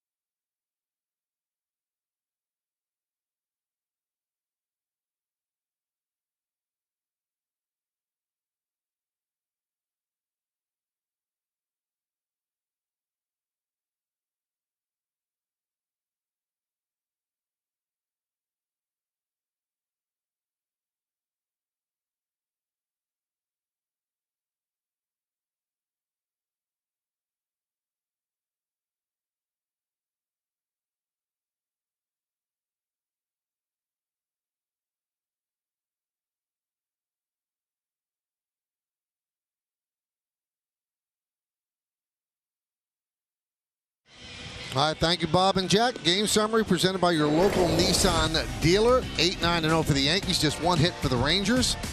Volquez opened one inning, and he gave it the 2-run home run to Sanchez. James Paxton, you just heard the guys talk about it, 12 strikeouts, 1 walk, and just 1 hit. Sanchez 2 for 3, a couple of home runs. Didi Gregorius, a 3-run home run. Got some changes here.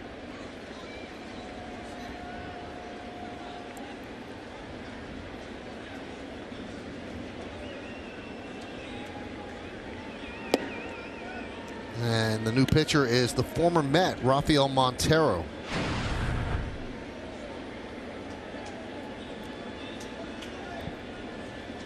Pretty decent numbers. Shattered bat, grounded to third. Montero, so much was expected of him. I think the bat also might have gotten Eric Cooper. Then Stevie Donahue will go out and take a look. We'll take a look. Aaron Judge gets jammed. Ooh, and it gets that left hand of Eric Cooper, left arm. I see right away Trevino, the catcher, knew something was going on.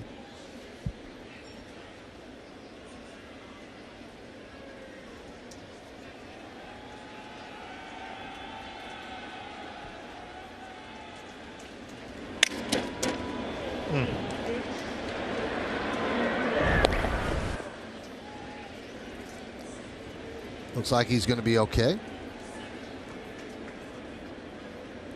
Montero made his major league debut with the Mets in the Subway Series against the Yankees. The date was May 14th, 2014 at Citi Field. He gave up 3 runs in 6 innings, took the loss. Tanaka pitched a complete game 4-hit shutout. Now, it was a 2-game set, and the Mets had 2 pitchers making their debuts in that set.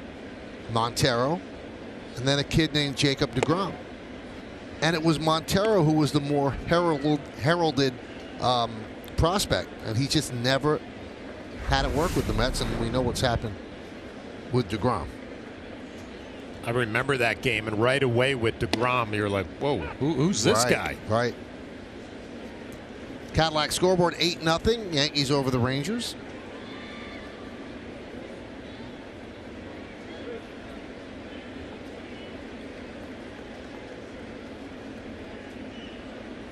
Well, deGrom was pitching tonight, right? Yep. deGrom, Scherzer. 4-1 Mets lead, top of the 6th. Montero missed all of last season due to Tommy John surgery. Signed a minor league deal with the Rangers in December. Grounded to first.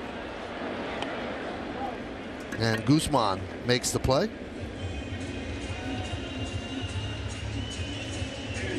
Two away.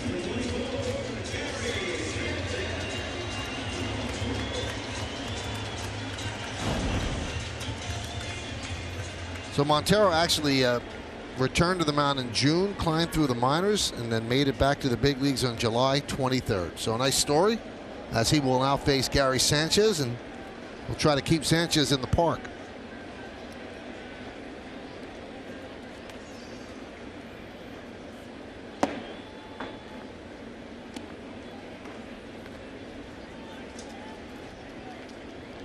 th career multi-home run game in his 365th game, second fastest all time behind Ralph Kiner.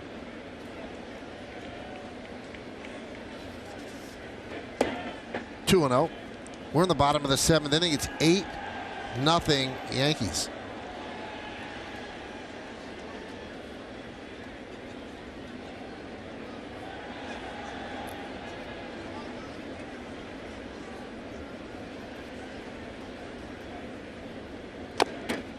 And down goes Sanchez. He fouls one off his foot.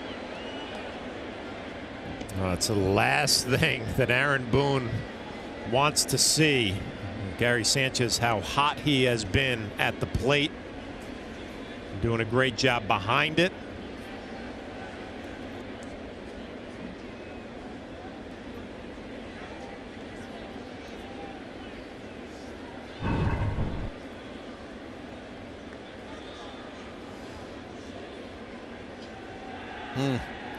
Right off the inside of the foot.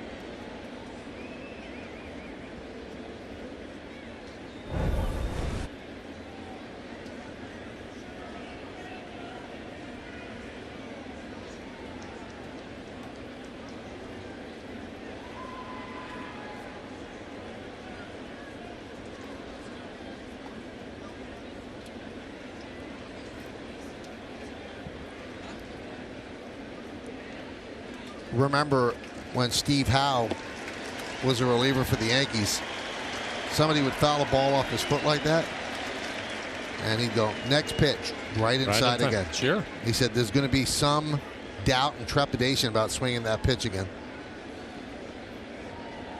See the head trainer, Stevie Donahue, right there? Yeah. Checked on Gary Sanchez, and then on the way out, checked again on Eric Cooper, the home plate umpire. He's doing it all. Good man.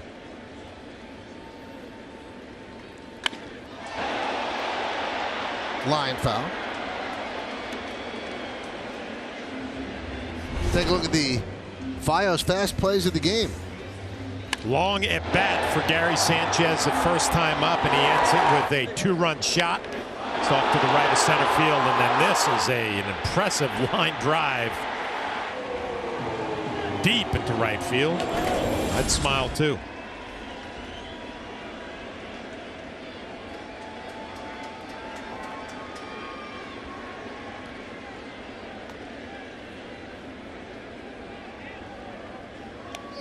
And he gets plumped. So a painful at bat for Gary Sanchez.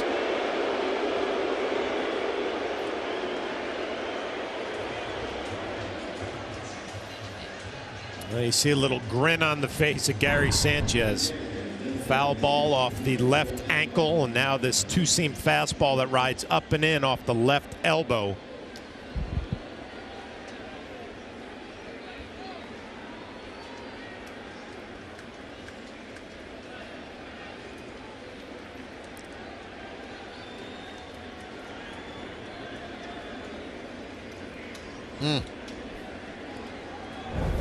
Here's Encarnacion. Big cut, 0-1. Well, he can laugh about it. I'm Austin Romine, though. I might be getting loose here. 8-0 game. Just rubbing it off. No big deal. High drive, left field. Going back Calhoun, turning, looking, see ya. Walk the parrot. He's been in the cage for a month. It is 10-0 Yanks.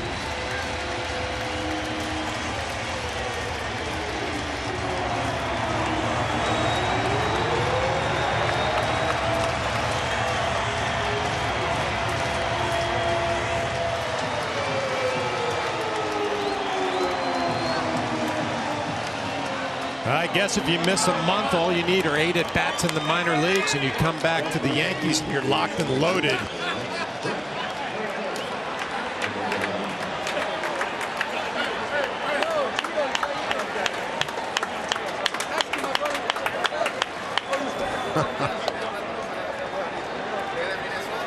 Nice perch. Good seat.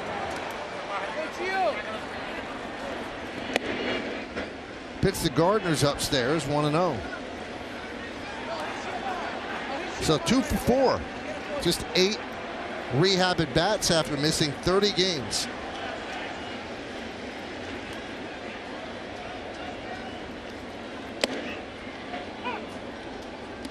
Now he becomes the 13th Yankee player with 10 or more home runs. There's no doubt about this one, and that's a major league record, which was set last year by the 2018 Yankees, who had 12 players. And they could still get Maben. I think he has 8. So there's a chance they can add to that. I think Encarnacion does a good job of getting underneath that slider. It was down in the zone.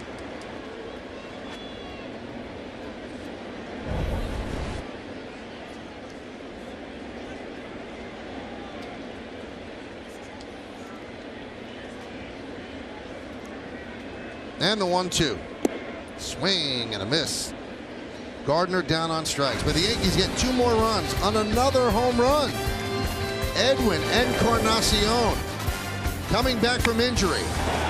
30 games away. And he goes into the porch and right. 10-0 Yankees.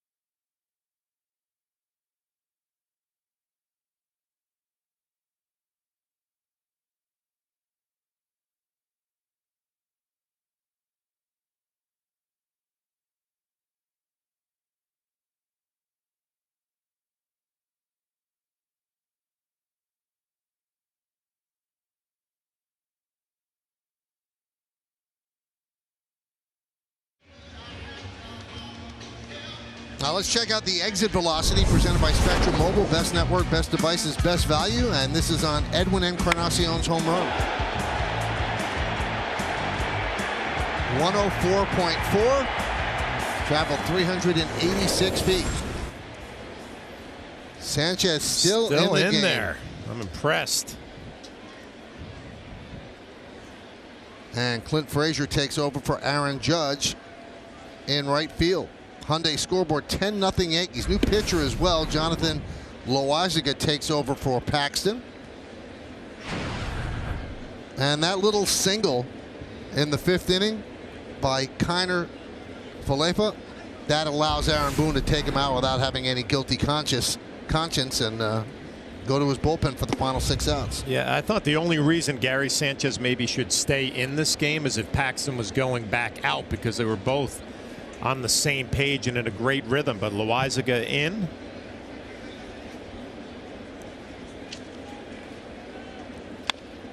Grounded to short. Gregorius to Voit. 1 away. And there's that 1 hit. It happened with 2 outs in the 5th inning, and that is the only blemish on Paxton's 7 innings. He did walk a batter in the 1st inning, but he was brilliant.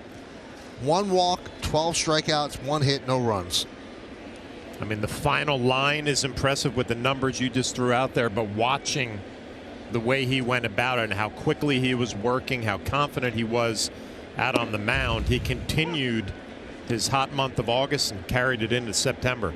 So 6-0 in August. Now looks like he's going to go 1-0 in September. And he also had a great 1st inning with 3 strikeouts, and 1st inning has been a little bit of an issue for him this year. Well, the attendance tonight on a beautiful evening, 33,711. And with that 33,711, the Yankees have hit 3 million for the season. And that is a major league record 21st straight year that they have had 3 million or more fans.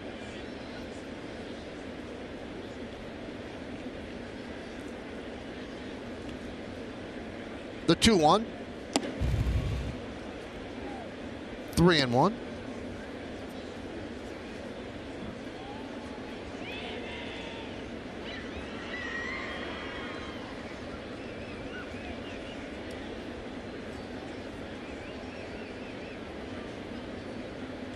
And a walk.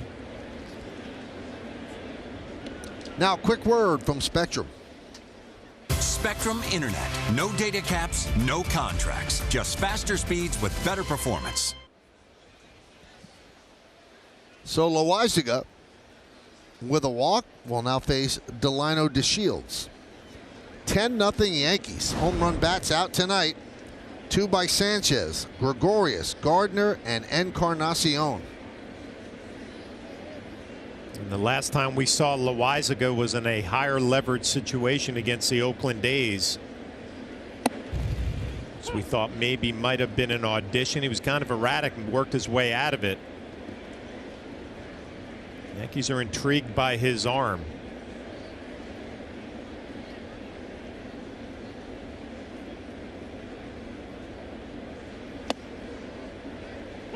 Throwing hard, 98, now 97. 0-2 on DeShields.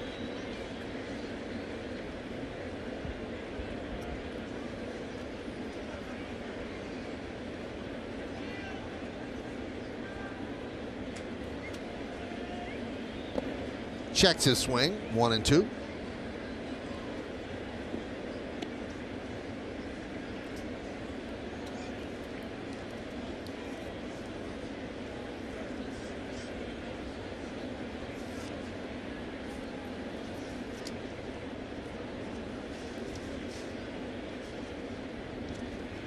And the pitch.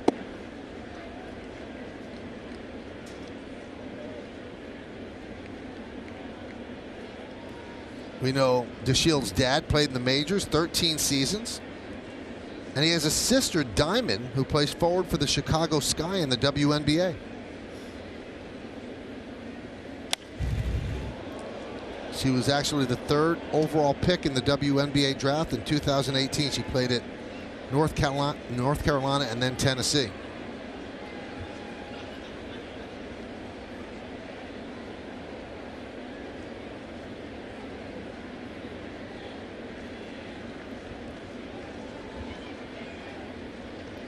Two. Let's see if they turn 2 on the speedy DeShields, and they do. A 4-6-3 double play to end the 8th inning. No runs, no hits, no errors, and nobody left on base. We'll go to the bottom of the 8th inning. All Yankees here in the Bronx.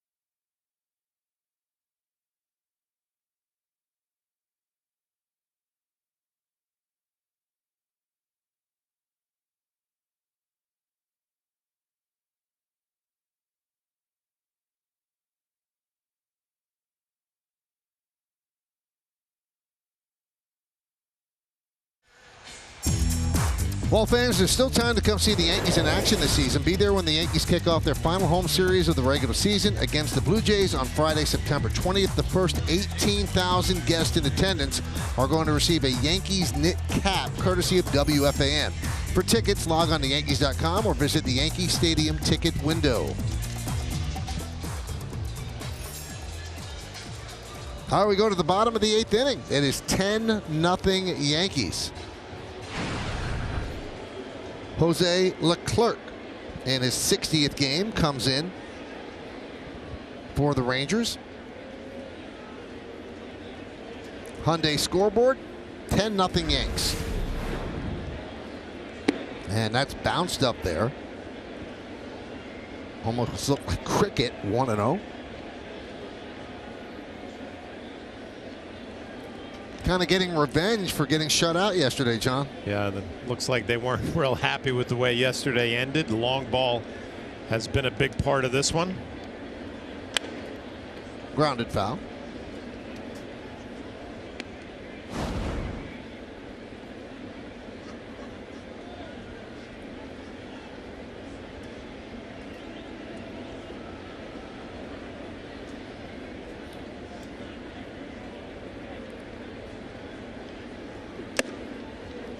Two and one.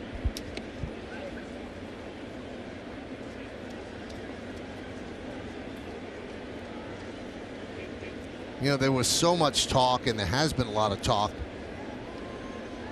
Did the Yankees have enough starting pitching to win in the playoffs? Well, I believe that Tanaka is back to being Tanaka, who has great numbers in the postseason. Paxton is proving himself to be the arm that they thought they were going to get when they traded with Seattle. And then Herman has 17 victories and has pitched very, very well. And you also have Severino lurking. And I think with the Yankee bullpen, John, I think that's plenty of starting pitching. Yeah, I think Paxton obviously is the big one, right? Because you brought him over here thinking you had a top end of the rotation guy who could pitch big innings in October, and there were points this year where maybe it didn't look that way, but now he looks like he's figured it out. He's healthy, and that 1-2 of Tanaka and Paxton, pretty good. Now Herman, you know, he's had an amazing year. What's he going to do in the postseason? Might be a wild card either way, but when you have a number 1 and number 2 of Tanaka and Paxton, takes a lot of pressure off of that guy.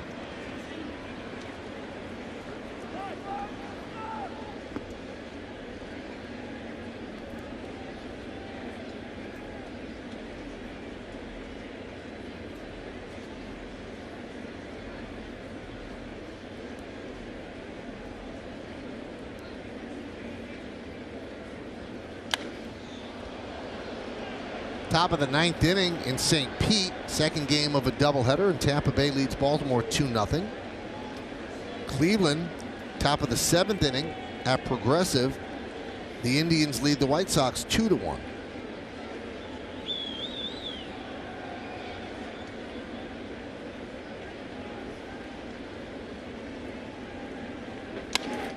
Lined into center field. It's a base hit.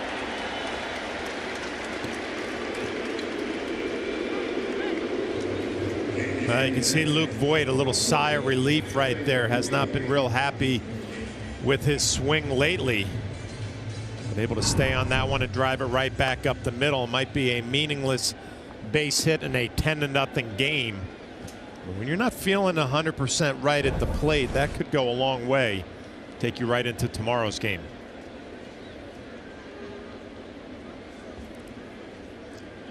Here's Tyler Wade. He's 2 for 3.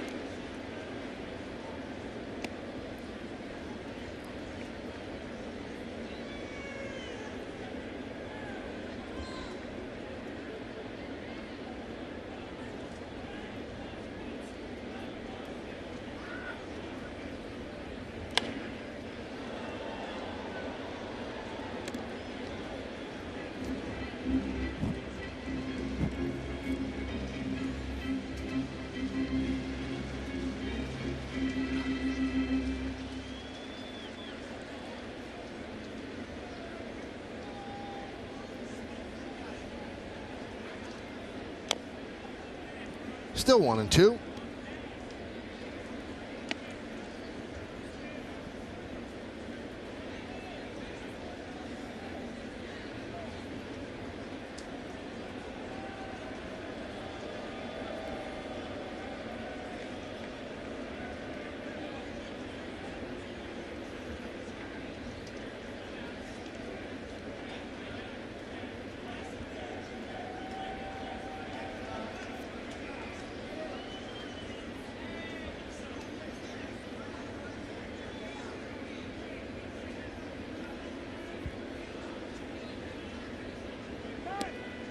Time called.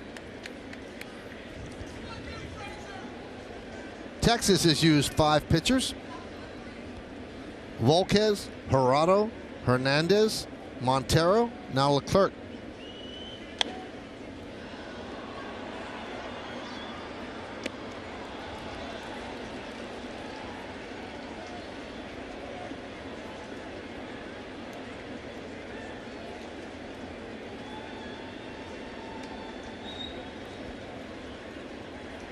Woodward, in his first year as a manager, fly ball shallow center. The Shields makes the play. And 4 of those, there were 6 new manager hires before the season. 4 of them had never managed before. Rocco Baldelli, Charlie Montoyo in Toronto, David Bell in Cincinnati, and Chris Woodward. The other 2 managers are Brandon Hyde, who had managed just 1 game with the Marlins in 2011, so it's really 5 guys that didn't have experience, and Brett Ausmus with the Angels, who had experience with the Tigers. And the year before, Boone and Cora had never managed.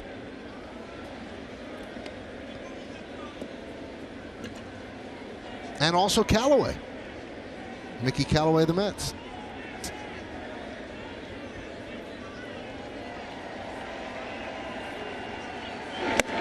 And Woodward played 12 big league seasons, and he was a 54th round pick.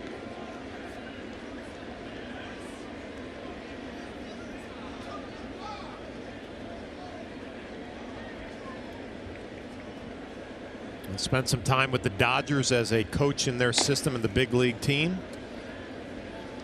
So I think a lot of similarities between Aaron Boone and Woodward, right? I mean, they're up on the modern game with the analytics and the numbers, and all you hear about is communication skills.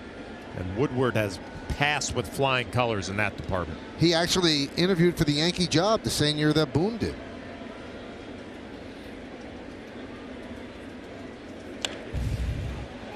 And I heard that was some long, arduous interview. It was like 9 hours. You were talking to everybody, asking or answering a lot of questions. And it probably serves you well the next time you go for a job.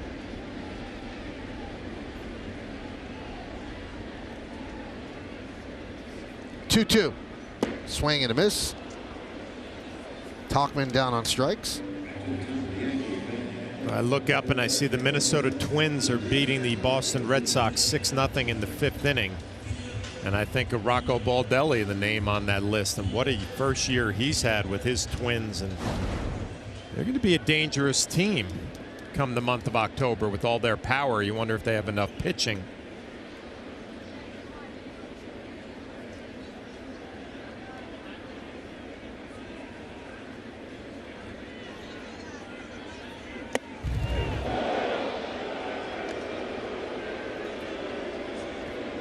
Clint Frazier came in, play right field. Top of the inning, Judge looks fine, probably just the rest of the game. Well, he doesn't get many days off, so he's watching the rest from the bench. Yeah, you look at Baldelli, who's done such a great job with the Twins, but if you're choosing manager of the year, I think it's got to be Boone with everything that they've gone through with all of the injuries and how he's kept them playing at this level.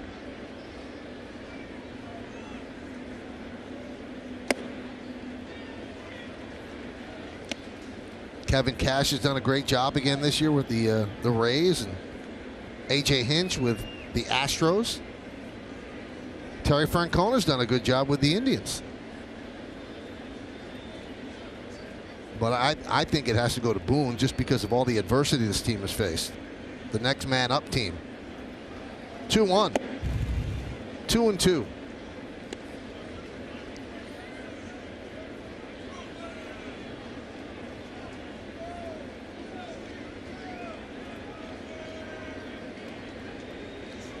Nothing Yankees. Long balls galore, and James Paxton with a beautiful 7 innings, 12 strikeouts, 1 hit, 1 walk. 2-2. Did he go? Yes, he did. So LeMahieu down on strikes. No runs a hit, no errors, and one man left on base. LeMahieu didn't like that. We'll go to the ninth.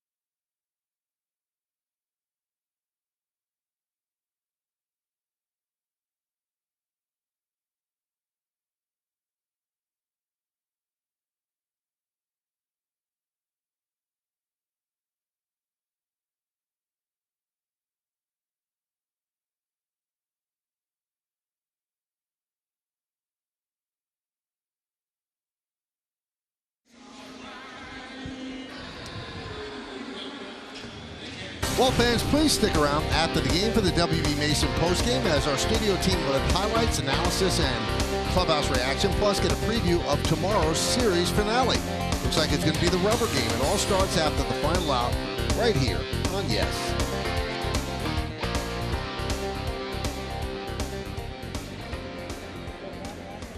So Loizaga will try to get the final 3 outs of this one. Yankees lost yesterday 7-0. They're leading this one 10-0.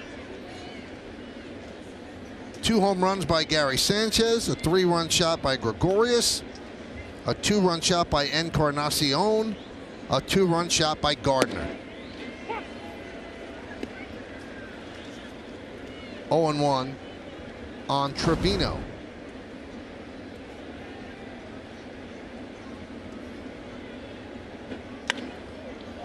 Fly ball, left field, Tauchman, 1 away.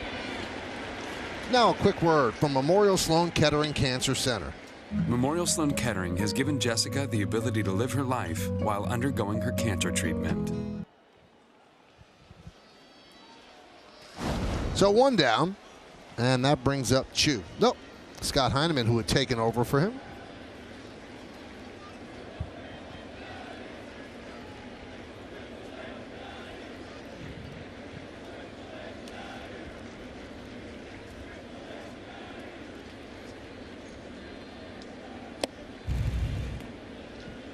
This copyrighted telecast presented by authority of the New York Yankees and may not be reproduced or retransmitted in any form, and the accounts and descriptions of this game may not be disseminated without the express written consent of the New York Yankees. So, John, do you think it's fair to say the Yankees win this game? I think they got this one. I think they got this one. All right, so we've done the math on James Paxton's last 7 starts. 7-0 with a 2.98 ERA. Those Britons up. Opponents hitting 170 against him in those 7 starts. 245 on base percentage and a 299 slugging percentage. He has 51 strikeouts and 42 1/3 innings pitched. And the last Yankee to win 7 straight starts, you have to go back to September, or from July through September of 2011. Ivan Nova won 8 in a row. I like the number of strikeouts, and I think about our buddy David Cohn. He talks all the time during the postseason. If you're a number 1 type guy, you can get swings and misses when you need it and eliminate the ball that's put into play. It could find a hole at some point.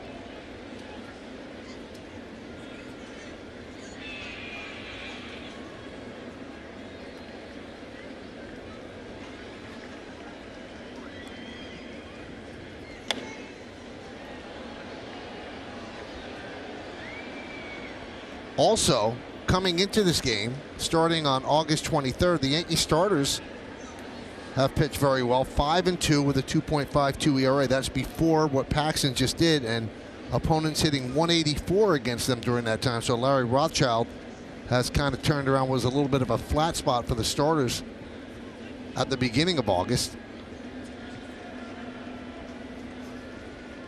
2-2. Grounded foul.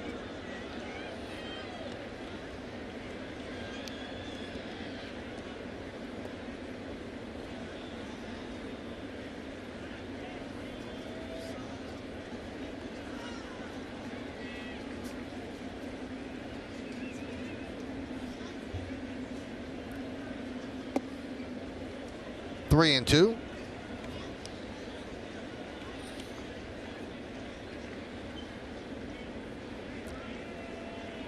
Heineman's first at bat. Chu was 0 for 3 with 3 strikeouts. 3 of the 12 rung up by Paxton.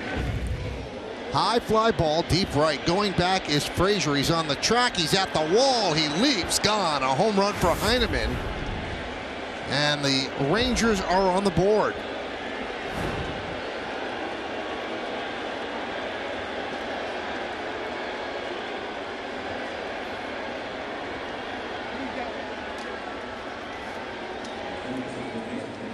Heineman, a good at bat, just kind of fouling off a ton of pitches.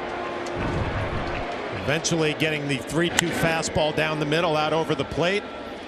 First career major league home run for Heineman, and it comes at Yankee Stadium. Yep, made his major league debut on August 2nd, and on September 3rd, his first big league home run. And now he's going to get the ball back because whoever caught it just threw it back on the field. So that's good news for Heineman. And everybody in the Ranger dugout is motioning, give us the ball, give us the ball. He just gave it to somebody. Oh, no. No. There it is.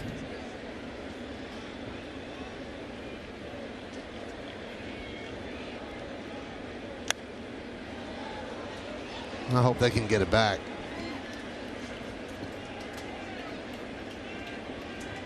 Maybe they're calling him back to get it.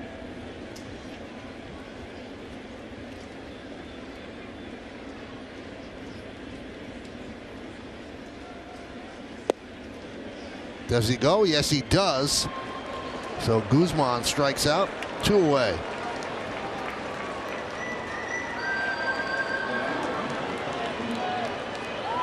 Oh, they'll give him another ball.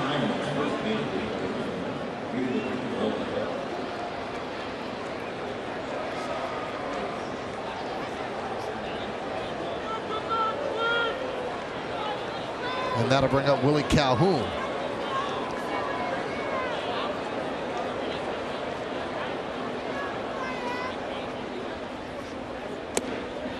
Pitch outside, 1-0.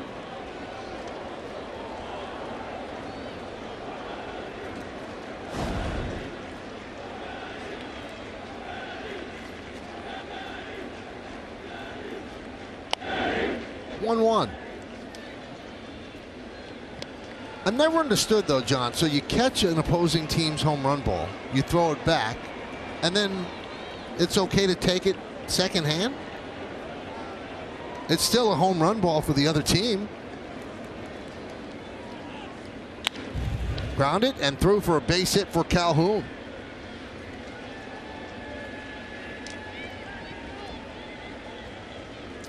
Oh, so that's great. So they're going to get that ball for Heineman, and they'll probably give the kid another ball. Everybody will be happy. He's happy.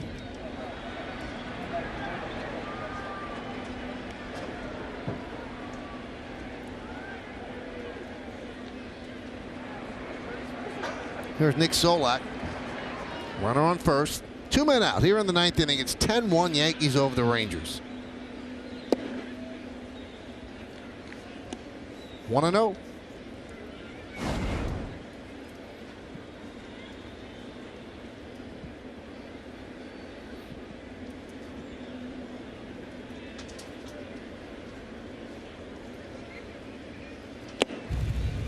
Good fastball by Loaisiga, 98 miles an hour, 1-1. All Yankees tonight, 10-11-0, leading 1-3-0. We're in the 9th inning. Runner on first base, 2 men out. Yankees trying to even up this series at a game apiece. Turn tomorrow night into the rubber game. 1-1. And the Rangers down to their final strike.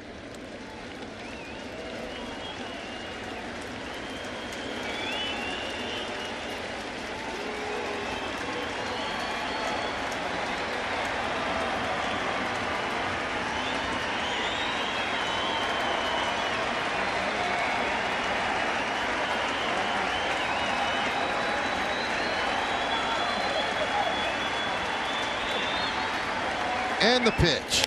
Swing and a foul ball.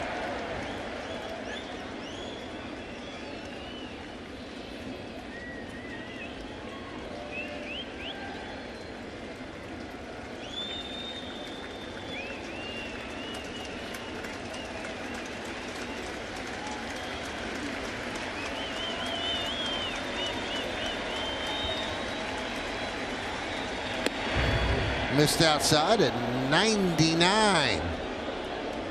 It's an Aaron Judge fastball.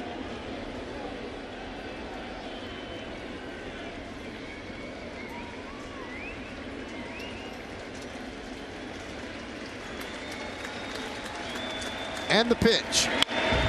This should do it. Ground ball to Gregorius.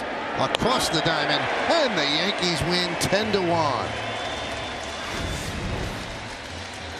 5 home runs for the Yankees, but I'm sorry, that's great, but the story is James Paxton, the way he pitched, John. Without a doubt, I 100% agree with you. The numbers were there, the 12 strikeouts, the 7 shutout, only gave up 1 hit and walked 1, but the way that he did it, in total command, great rhythm, pounding the strike zone, and he's figured out the first inning problems that he has had for a lot of the year. His last 3 starts, he's figured it out, so I'm in 100% agreement with you. Paxton is a story of this game. And big day for Gary Sanchez. He called the game for Paxton and hit 2 home runs as well, setting a new Yankee record, 34 home runs by a catcher, and that's the most ever by a Yankee backstop. We have more to come. Now we have the postgame after that. Stay right here. Yankees win 10-1.